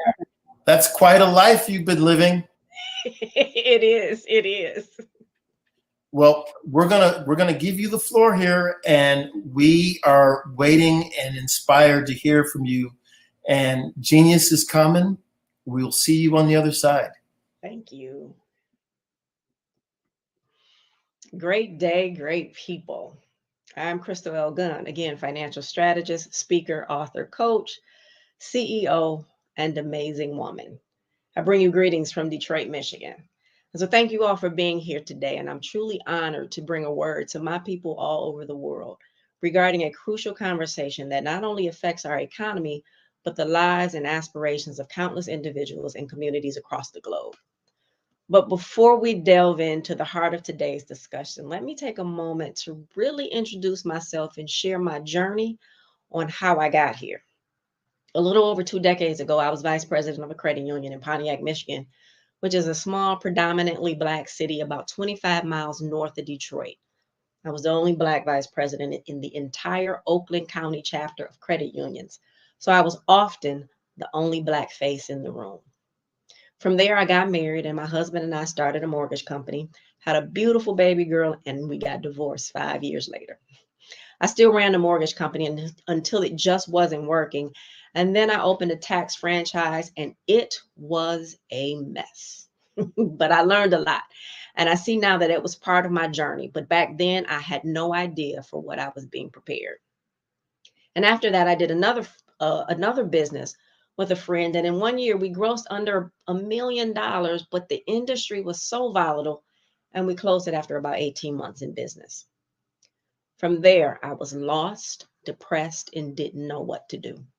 And I was having dinner with a friend of mine, and I was in full pity party mode. And he listened contently. And when I was done, he looked me dead in my face and said, "Crystal, your story's not special." And I was taken aback. He said, everybody is either going through something, about to go through something, or just coming out of something. He said, you got knocked down, but that's not what defines you. What defines you is what you do now. And that was part of the problem. I had no idea what I was supposed to do. But he gave me some instructions, and I went home and I did as he instructed.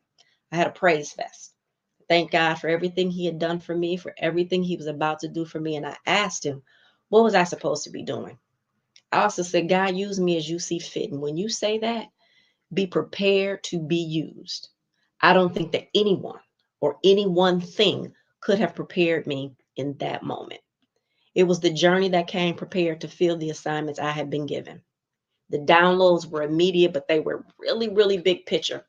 Unite and empower Black women globally, which I found laughable at the time because my life was in shambles, or so I thought. It was in that moment that the seed for the Amazing Woman Network was planted. It was that same friend who told me, Crystal, walk your journey and you will be surprised at who you inspire. That was some 17 years ago, and no truer words have been spoken because I stay surprised and I stay grateful. With 5 companies that I own, 3 board positions, and quite a few community impact programs, people often ask, Crystal, how do you do what you do? And it's simple. I stay in my lane. I operate under the pillars that were given to me that night so long ago. Empowering and Unite Black women globally, reclaiming our personal power, mind, body, and spirit, reclaiming our financial power, and increasing our social involvement. So from my podcast to my nonprofits, it's all about personal healing, financial healing, and community economic development for the Black community, and I stay in those lanes. So as I go through and I talk today, there's a question that I want you to remember. What is your lane and how do you have greater impact in it? So let's just get started with some U.S. statistics. There's 3.12 billion Black-owned businesses. They generate $206 billion in annual revenue.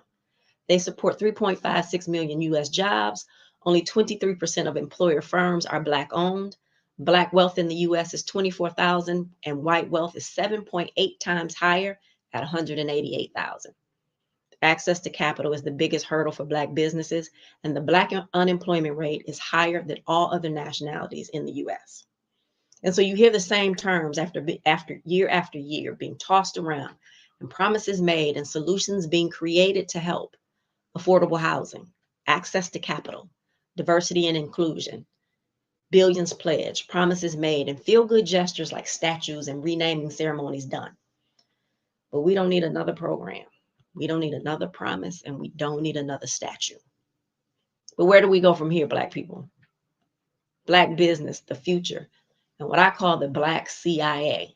Now, it's not that other CIA, but we need Black CIA. Collaboration, integration, and automation. Black folks have invented everything, designed everything, built everything, done everything, and yet too many of us are still just surviving. We trail in behind all nationalities in too many instances and industries. Our past trauma, where legitimate, is keeping us apart, keeping us from thriving, keeping us from operating in the greatness that was assigned to us.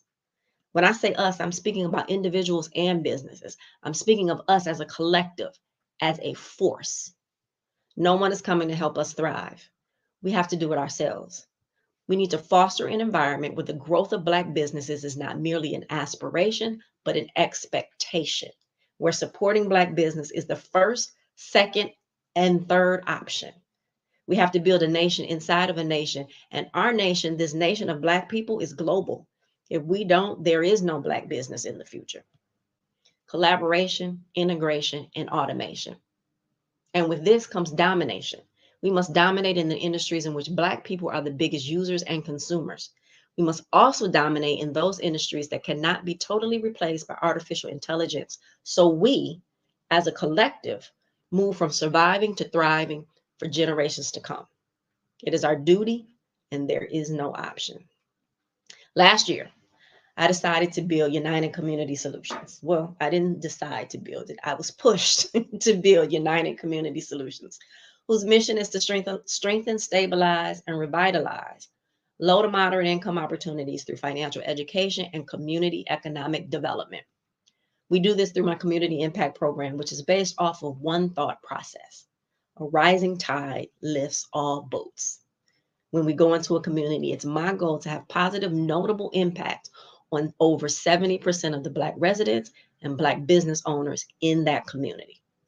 We go to be that rising tide, and this is accomplished through collaboration, integration, and automation. So collaboration is defined as the action of working with someone to produce or create something. Business collaboration is the process of businesses working together to achieve a specific and shared goal. It can be a short-term or long-term arrangement connecting business entities. I knew when I started United Community Solutions, I didn't want to do all the things a community needs. And I also knew that there were other Black organizations serving these communities. So collaboration was going to be a key part of my business model. Collaboration for United Community Solutions looks like this. In one way, we collaborate with other Black businesses in the community who also serve the community. So when we go into a community, I'm looking for those other Black-owned organizations who do things United Community Solutions doesn't do. But we all know, all skin folk and kinfolk. So meetings with those business owners is crucial to determine if they are serving the community or using the community. And from there, working out MOUs to define what collaboration looks like between us. The second way is collaboration with other Black business owners to provide services to us or for us. For example, our workshops or sessions, we always provide refreshments. My initial preference is Black-owned businesses with locations in the community or Black businesses owned by community residents, but the physical location may be outside of the community. Should options not be available, I extend my reach to businesses in other communities we serve. And if there's still no options, I leverage businesses in the Detroit Black Chamber of Commerce. The third avenue of collaboration manifests within our small business training initiatives. We illuminate the potential for businesses of similar nature to unite, demonstrating how we can jointly undertake projects, events, and tasks that surpass their individual capacities. This allows for a mindset shift from viewing each other as competitors to recognizing the value of camaraderie and mutual support.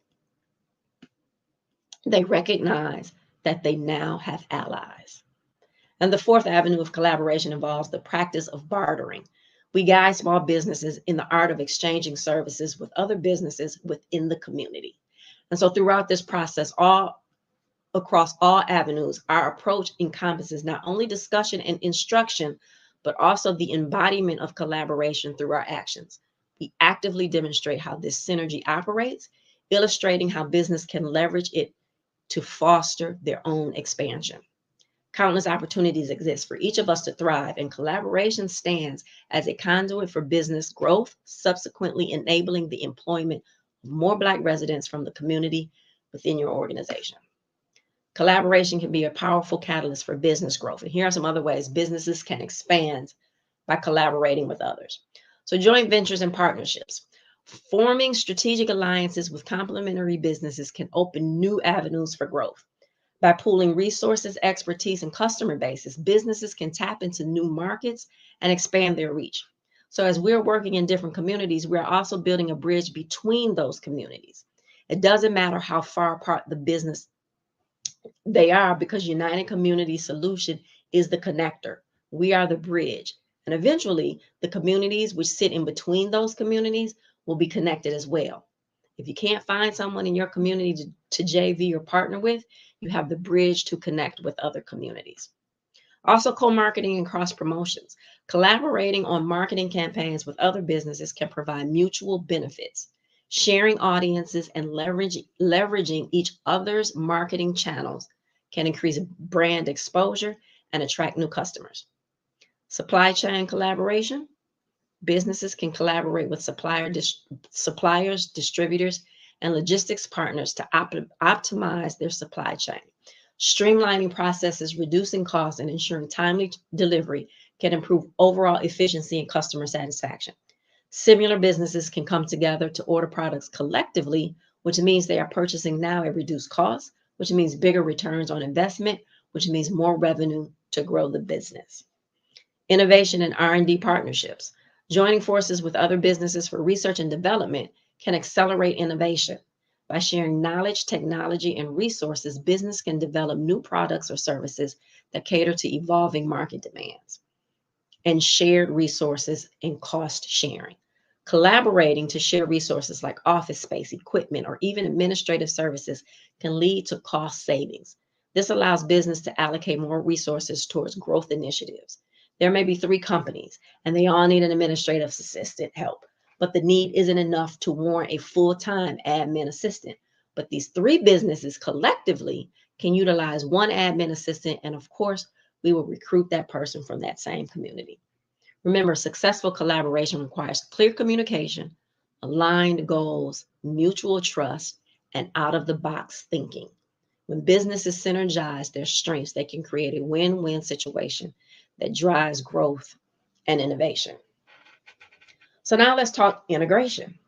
So if you Google business integration, you will see a ton of definitions, but integration in its simplest form occurs when people separate people or things are brought together. You've heard the term in business, vertical integration, which is a business strategy in which companies take ownership of 2 or more key stages of the supply chain. A vertically integrated automaker, for example, might produce automotive components and vehicles and also sell directly to consumers. Horizontal integration is when a business grows by acquiring a similar company in their industry at that same point of the supply chain. When we think of the smaller and micro Black businesses, vertical and horizontal integration may not be financially possible, but there's a third way of these companies to benefit from integration, and I teach it and I call it JV or partnership integration. Consider 2 event planning firms. Individually, their resources or access to funding might be insufficient to acquire, for instance, a business specializing in tablecloth and chair cover rentals. However, when combined, their pool capital becomes substantial enough to establish a joint venture, a tablecloth and chair cover rental company. As time progresses, their accumulated funds allow them to either acquire or establish a manufacturing company to produce these products. Now they enter the market as suppliers to supply other companies tablecloth and chair cover for their businesses. This effort showcases an innovative approach to both horizontal and vertical integration. Above all, their deliberate approach involves actively seeking out Black-owned tablecloth and chair cover rental companies, extending assistance to those companies in building their operations, capturing market presence, and sharing knowledge about similar integration strategies. Each one, reach one, teach one. You become a rising tide through integration.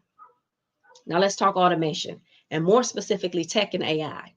So a couple months ago, the Detroit Black Chamber of Commerce had our annual State of Black Business event, and I had the pleasure of sitting on a panel with 3 brilliantly dope Black women. One of the panelists made a statement. She said, every Black business is a tech business. And so your product or service may not be technology, but if you have phones and computers, you're a tech business. Embracing technology is crucial.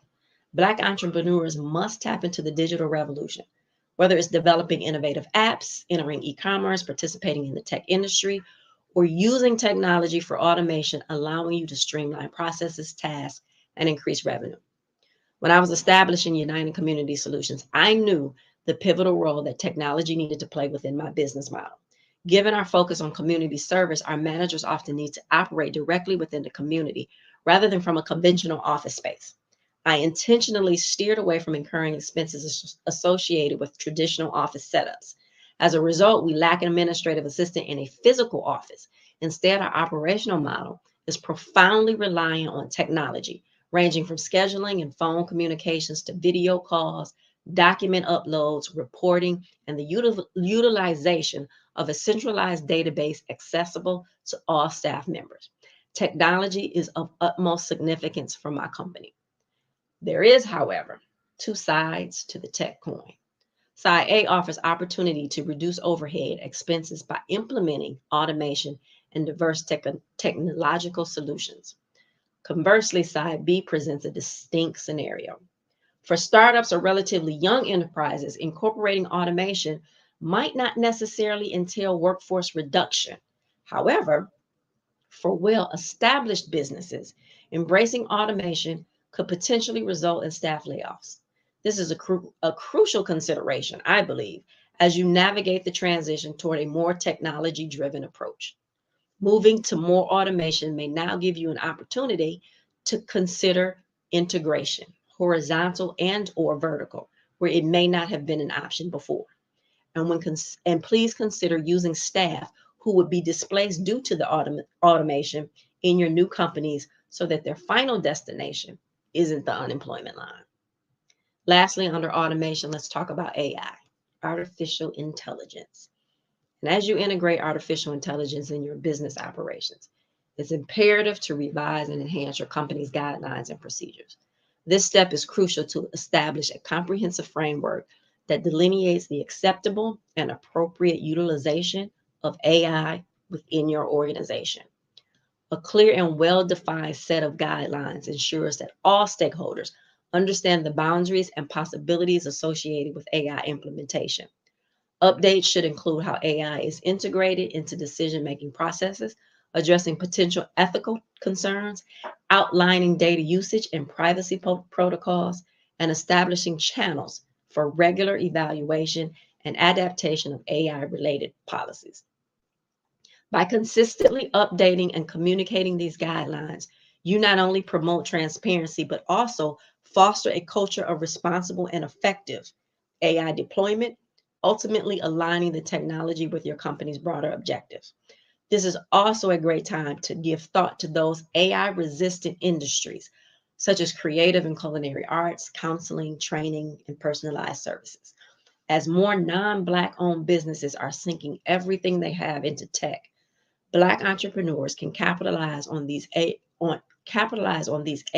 and automation resistant sectors that prioritize human touch. This gives way for more possibilities of collaboration and integration. Part of the community economic development model of United Community Solutions is to help community residents, especially the younger generations, come together to start automation resistant businesses. I'm currently in the process of creating a comprehensive strategy for lawn and garden services, enlisting individuals from age 16 to 40 for a specific community.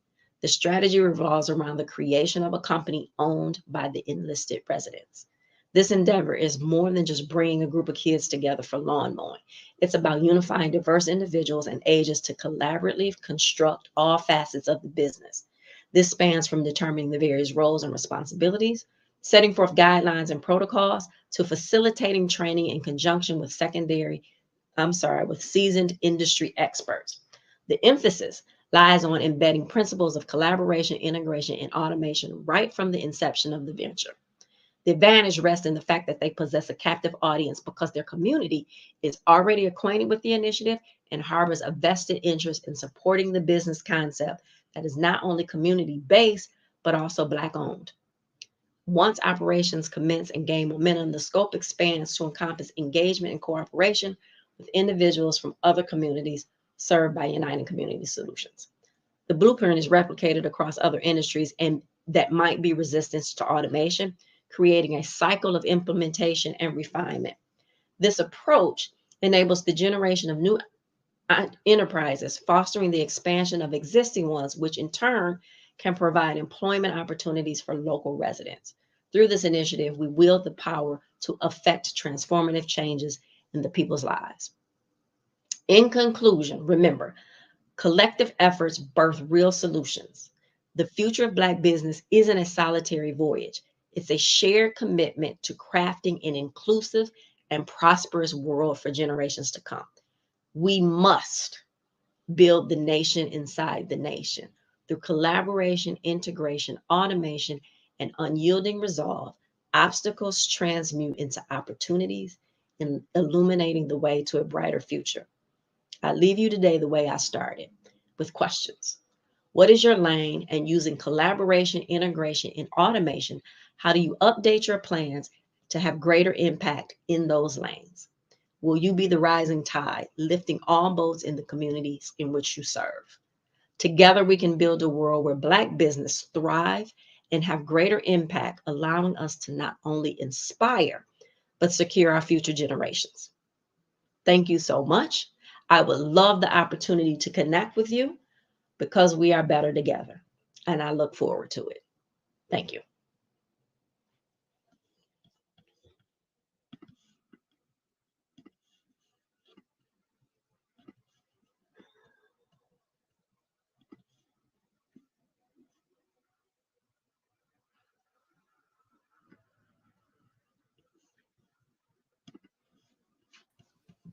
Hello, Miss Gunn. Yes, sir. Well, we've listened intently to what you had to say, and this is very important. I loved learning the statistics about the wealth that we have and what we need to generate. Sometimes people, we think we're succeeding as individuals, but if the group isn't succeeding, we're in trouble. Correct. Now, I have some questions. You may have answered some of these, but let's go over them. If you've answered them, we're going to jump right to the next one. Okay. I think we know, but just generally, why did you start United Community Solutions? You know, sometimes we get lost in what we're supposed to be doing, and something has to serve as a reminder. And ironically enough, pre-pandemic, there were 3 of us, and we had formed United Community Solutions. Pandemic happened, and it just kind of went along the wayside. And last year, someone said to me, Crystal, you need to open your own agency. And I was like, no, I don't want to do that. And he says, no, I really want you to do that. And I want to connect you with someone down in Daytona Beach. And I said, okay. So I went to Daytona Beach, and we had this conversation, and which lasted like 6 hours. And 4 hours into that conversation, I said, you know what? I said, I understand right now why I've held every job I've held, why I've started every business I've had, why I've received every download, why I went through everything that I've gone through. It was for what I'm supposed to do from this moment on. And Right. It was United Community Solutions. And then there's further confirmation, because I love how God in the universe works. He was taking me to the airport, and we had called someone who we didn't get in touch with while I was there. And he said, hey, give me, let me send you her number. And so he looks at his phone and he says, but I have 2 numbers for you. And I said, well, what's the other number? And as he read off the other number, I kind of sat back, and he said, well, what number is that? I said, that's the number to the mortgage company my husband and I had 20 years ago. I said, I've been in your phone for 20 years. So it was like further confirmation that, listen, you were given this thing to do. You forgot about it. And here's this reminder. So get back to the work of doing and building community. I love it. Yeah. I love it. Okay. So how easy or is it difficult for you to carry out the mission? So it's easy when I don't get in my own way. Because oftentimes we get in our own way. When I want something to happen quicker than it's supposed to happen, I'm also a firm believer in nothing happens until the exact moment that it's supposed to. But then I get in my way, and I want something to happen right now, and I have to sit back and I remind myself. So when I stay in that flow and knowing that this is what I'm supposed to be doing, and everything is going to happen at the exact moment to happen, it becomes easy. And so oftentimes we just get in our own way and make things harder. So as long as I can control that, it stays pretty easy and pretty consistent. Control the controllables. Right. Exactly. Right. And don't go crazy over things that are out of your realm. Exactly. All right. Now, what part of the UCS gives you your greatest joy? I think that would be seeing the impact on the individuals. Because Right. when they get it, they get it. And whatever the it is for them, because the it is different for everybody. But when they get it and you see that light bulb go on for whatever it is, personal finance, personal, self-love, self-worth, self-care, or their business, when they get it and I can see that they get it, that gives me the greatest joy. Absolutely. Absolutely. What are some of the common challenges you face while trying to improve financial literacy and promote economic development in the community? Mindset. And I think probably every business owner can attest to that. It's mindset, changing the mindset so that they can flourish, right? Because we've been conditioned to accept less. We've been conditioned in the trauma and all of that. And so, when we can go in and work with somebody and they stay connected and you see that mindset shift, that's the good thing. But that is by far being able to change that mindset, because so often we think, one, we know it, so I don't need to show up to an event, right? Or they think I make good money, right? And yet over 70% of the people in the US are living paycheck to paycheck. Or there is that thing that I'm embarrassed because my situation isn't what it's supposed to be. And I always tell people, give yourself some grace and mercy. Sure. And, you know what I mean? Or it's, I don't want to show up because I don't want people to think that I'm having financial troubles, when really you're coming to get more information to help take you to a next level. So it's those things. So being able to shift the mindset to get people to tap in and to stay connected, that really is probably the most challenging piece. Sure. And I think that when you gave out the statistics, it helps us to understand that we don't hold the wealth. We have money coming through, but we're not holding on to it. At all. At all. At all. So there's a lot of different ways to work on this. So the financial education to make it accessible and impactful to the community, as you reach out to them, does the light bulb go off, or does it need to be repeated? And how are you getting this out to them? Yeah, so the light bulb doesn't always go off the first time, but I'm big on encouragement. I'm big on, talking and speaking life into other people. So when they come, they recognize, one, that they're in a safe space, right? And they're getting the positive encouragement, and we laugh. And so it's not just this sterile, I'm speaking to somebody. We encourage the input from the people in the workshops, right?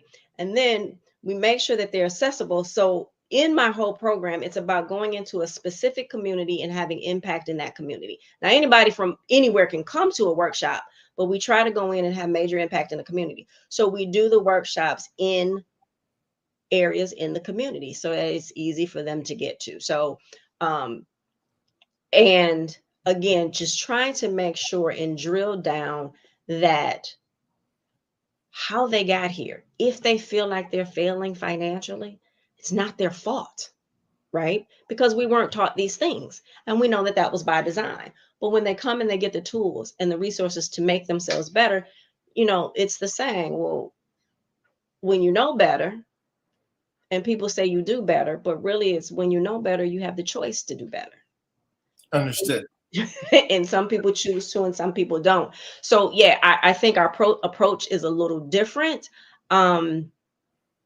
But we definitely go in and try to make it a fun experience and help walk them through the process. So it's not just about throwing up information on them, but we're going to talk about a serious and a specific thing, and then give you direction on how to implement it into your daily life to help your financial relationship. Absolutely. Right. It's customizable. Given the fact that everybody's living under the same parameters, you own or you rent, so you're still paying out a mortgage, you're paying for utilities, you're paying for food, and it's the same thing. Yes. And I'm going to give you a little thing that I've noticed. I asked myself, how much are we as the people spending on the lottery? That doesn't come back and make our schools any better. That doesn't come back and make our schools any better. Right. And if you would spend that money betting on yourself instead of the lottery, you would be 10 times better.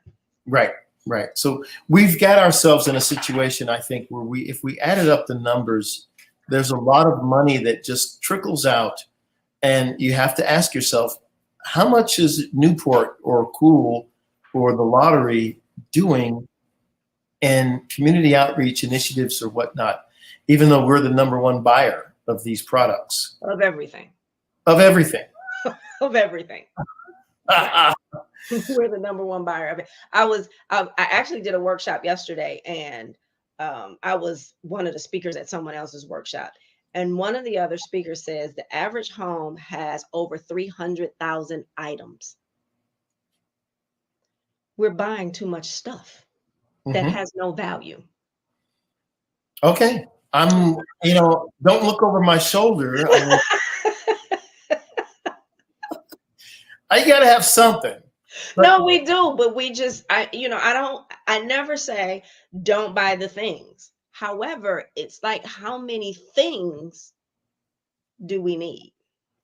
these are very good points. I think that what I've noticed is that we, now here I am in a suit saying this, but the truth is I don't have $3,000 suits. I have $300 suits. Mm-hmm. And I realized that I didn't need a $3,000 suit. And here's how I realized it. I took a look at my wallet. That's a quick way to realize it. I realize you don't need a $3,000 suit. Yeah. And I think that sometimes we have the peacock syndrome where we want to look good as we step out so other people can say that this is a sign of wealth. And I've noticed that a lot of wealthy people don't have the peacock syndrome. Now, they don't look bummy, but they don't try to look, and we don't need to adopt that. We can have our own style, but sure.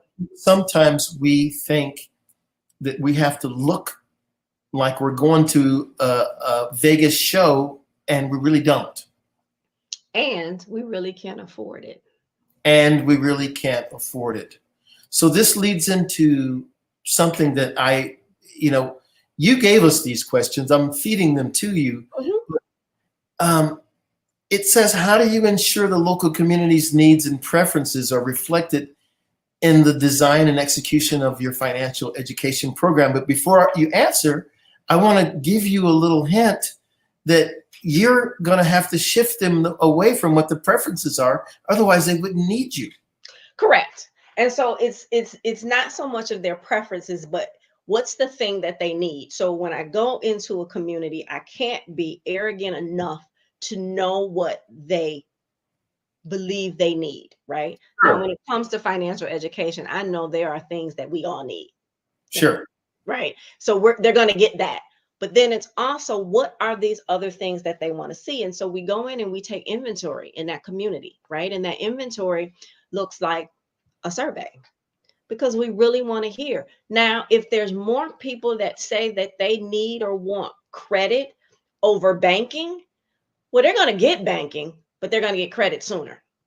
Sure. Right. And then you also find out the other things, because a lot of times people sit in silence. We suffer in silence, again, for that embarrassment mode. Right.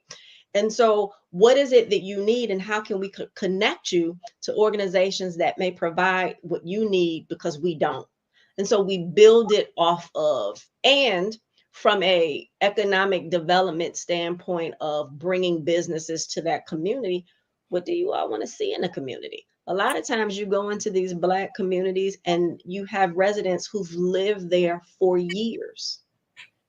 Well, they've seen the highs and the lows in that community. What do you want to see come back? And how do we formulate the plan to make that happen?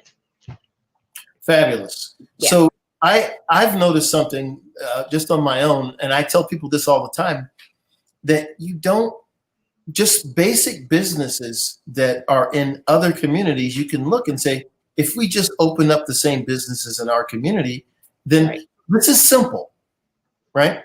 And George Jefferson lived in a deluxe apartment in the sky, and he just had a cleaners. He just had a cleaners. So sometimes we need to start looking at that and seeing who has become the cleaner, the grocer, the liquor store owner, the fingernail owner, and so on and so forth. And maybe we just need to take them and recapture those. Because every one of those communities those businesses that you just mentioned, other nationalities now own them. And they come into our community and take our dollars out of our community back to their own. So we are a wealth generator for everyone else. Except us. Except us. And we are targeted because everyone else knows that. So everyone else knows that. So what we have to do now is have some clear, coherent plan.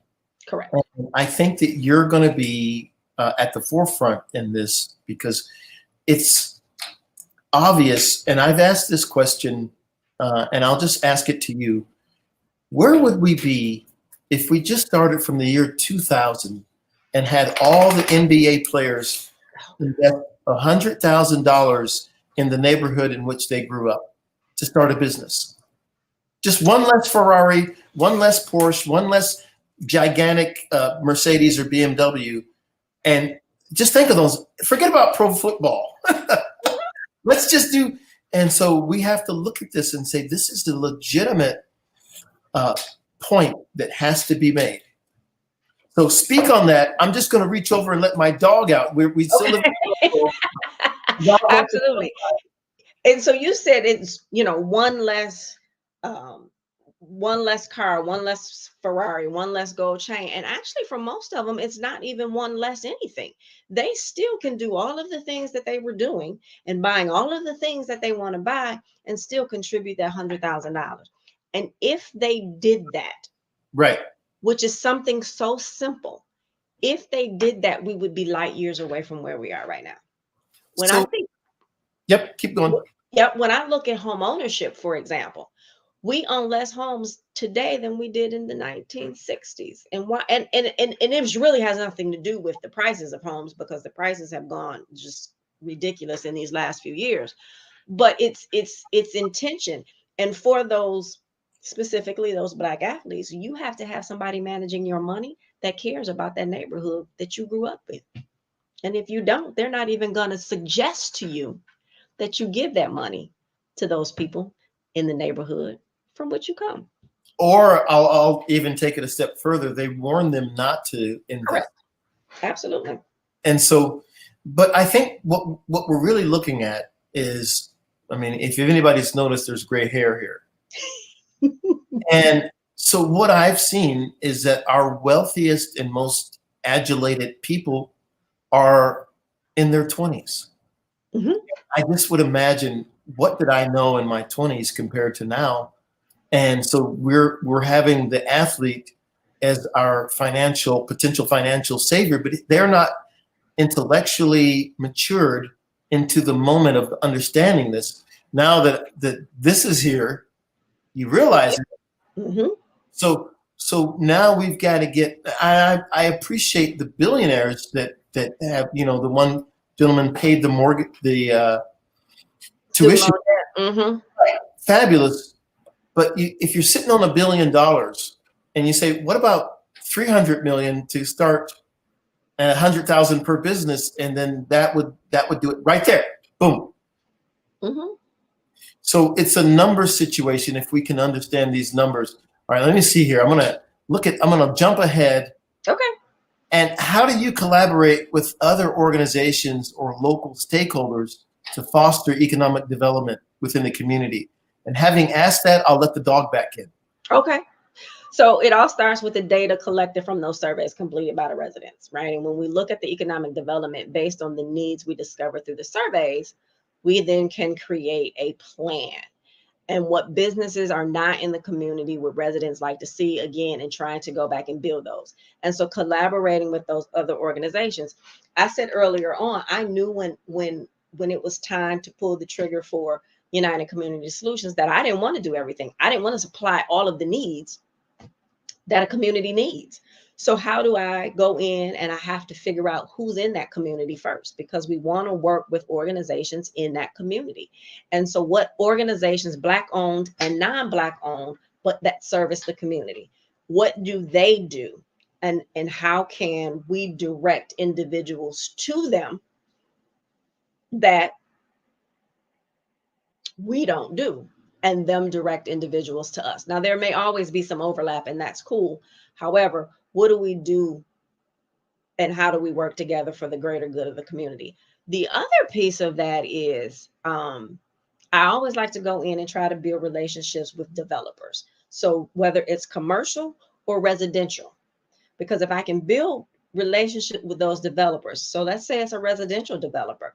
Well, it's people that live in this community that are renting now that may want to own, or they want to rent a better place. Well, let's create that pipeline through that collaboration, right? So, and then whatever other small businesses, again, when I do workshops and clinics, we're always serving food, who are the local chefs in that area that can do that. So it's all of those collaborations, but trying to keep the efforts and the dollars inside that specific community. This is brilliant, Crystal. Thank you. Now, listen, we are up against it time-wise. Yes. I'd like you to do me a favor. Okay. I'd like you to give us your contact information. So I'm going to give you two. crystalgunn.com. That's just my general website for me. I'm actually going to give you three. And then there's unitedcommunitysolutions.org. Okay. And then I love to meet, talk to, and collaborate with people. So if anyone that's listening and seeing this want to connect with me, go to crystalgunn.me and schedule an appointment. Fabulous. Yes.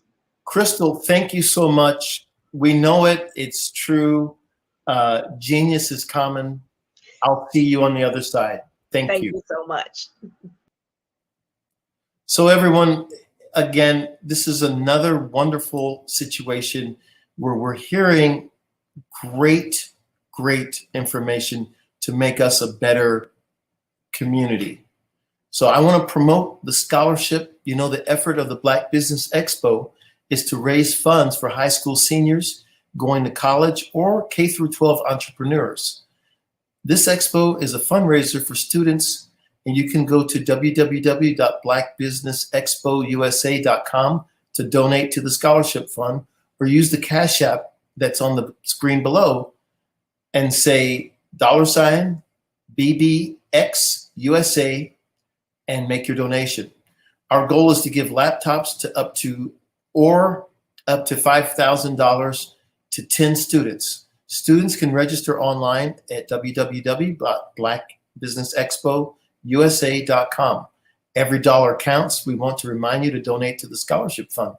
We want to thank our sponsors for Black Business Expo: NC100, Moody Capital Partners, Suede Soul, Lotus Ritchie Coaching and Training, Carolina, Virginia Minority Development Council, Step Management, BHS and Associates, Margie McLean Foundation Incorporated, Genius is Common, Earth Essentials, Melanie Shani Global, Executive Women's Success Institute, the Quality Coaching Company, Superwoman Business Services, Creative Force Studios, Lee Entertainment, Artistic App Design, Black Business Expo USA. Genius is Common. I'll see you on the other side.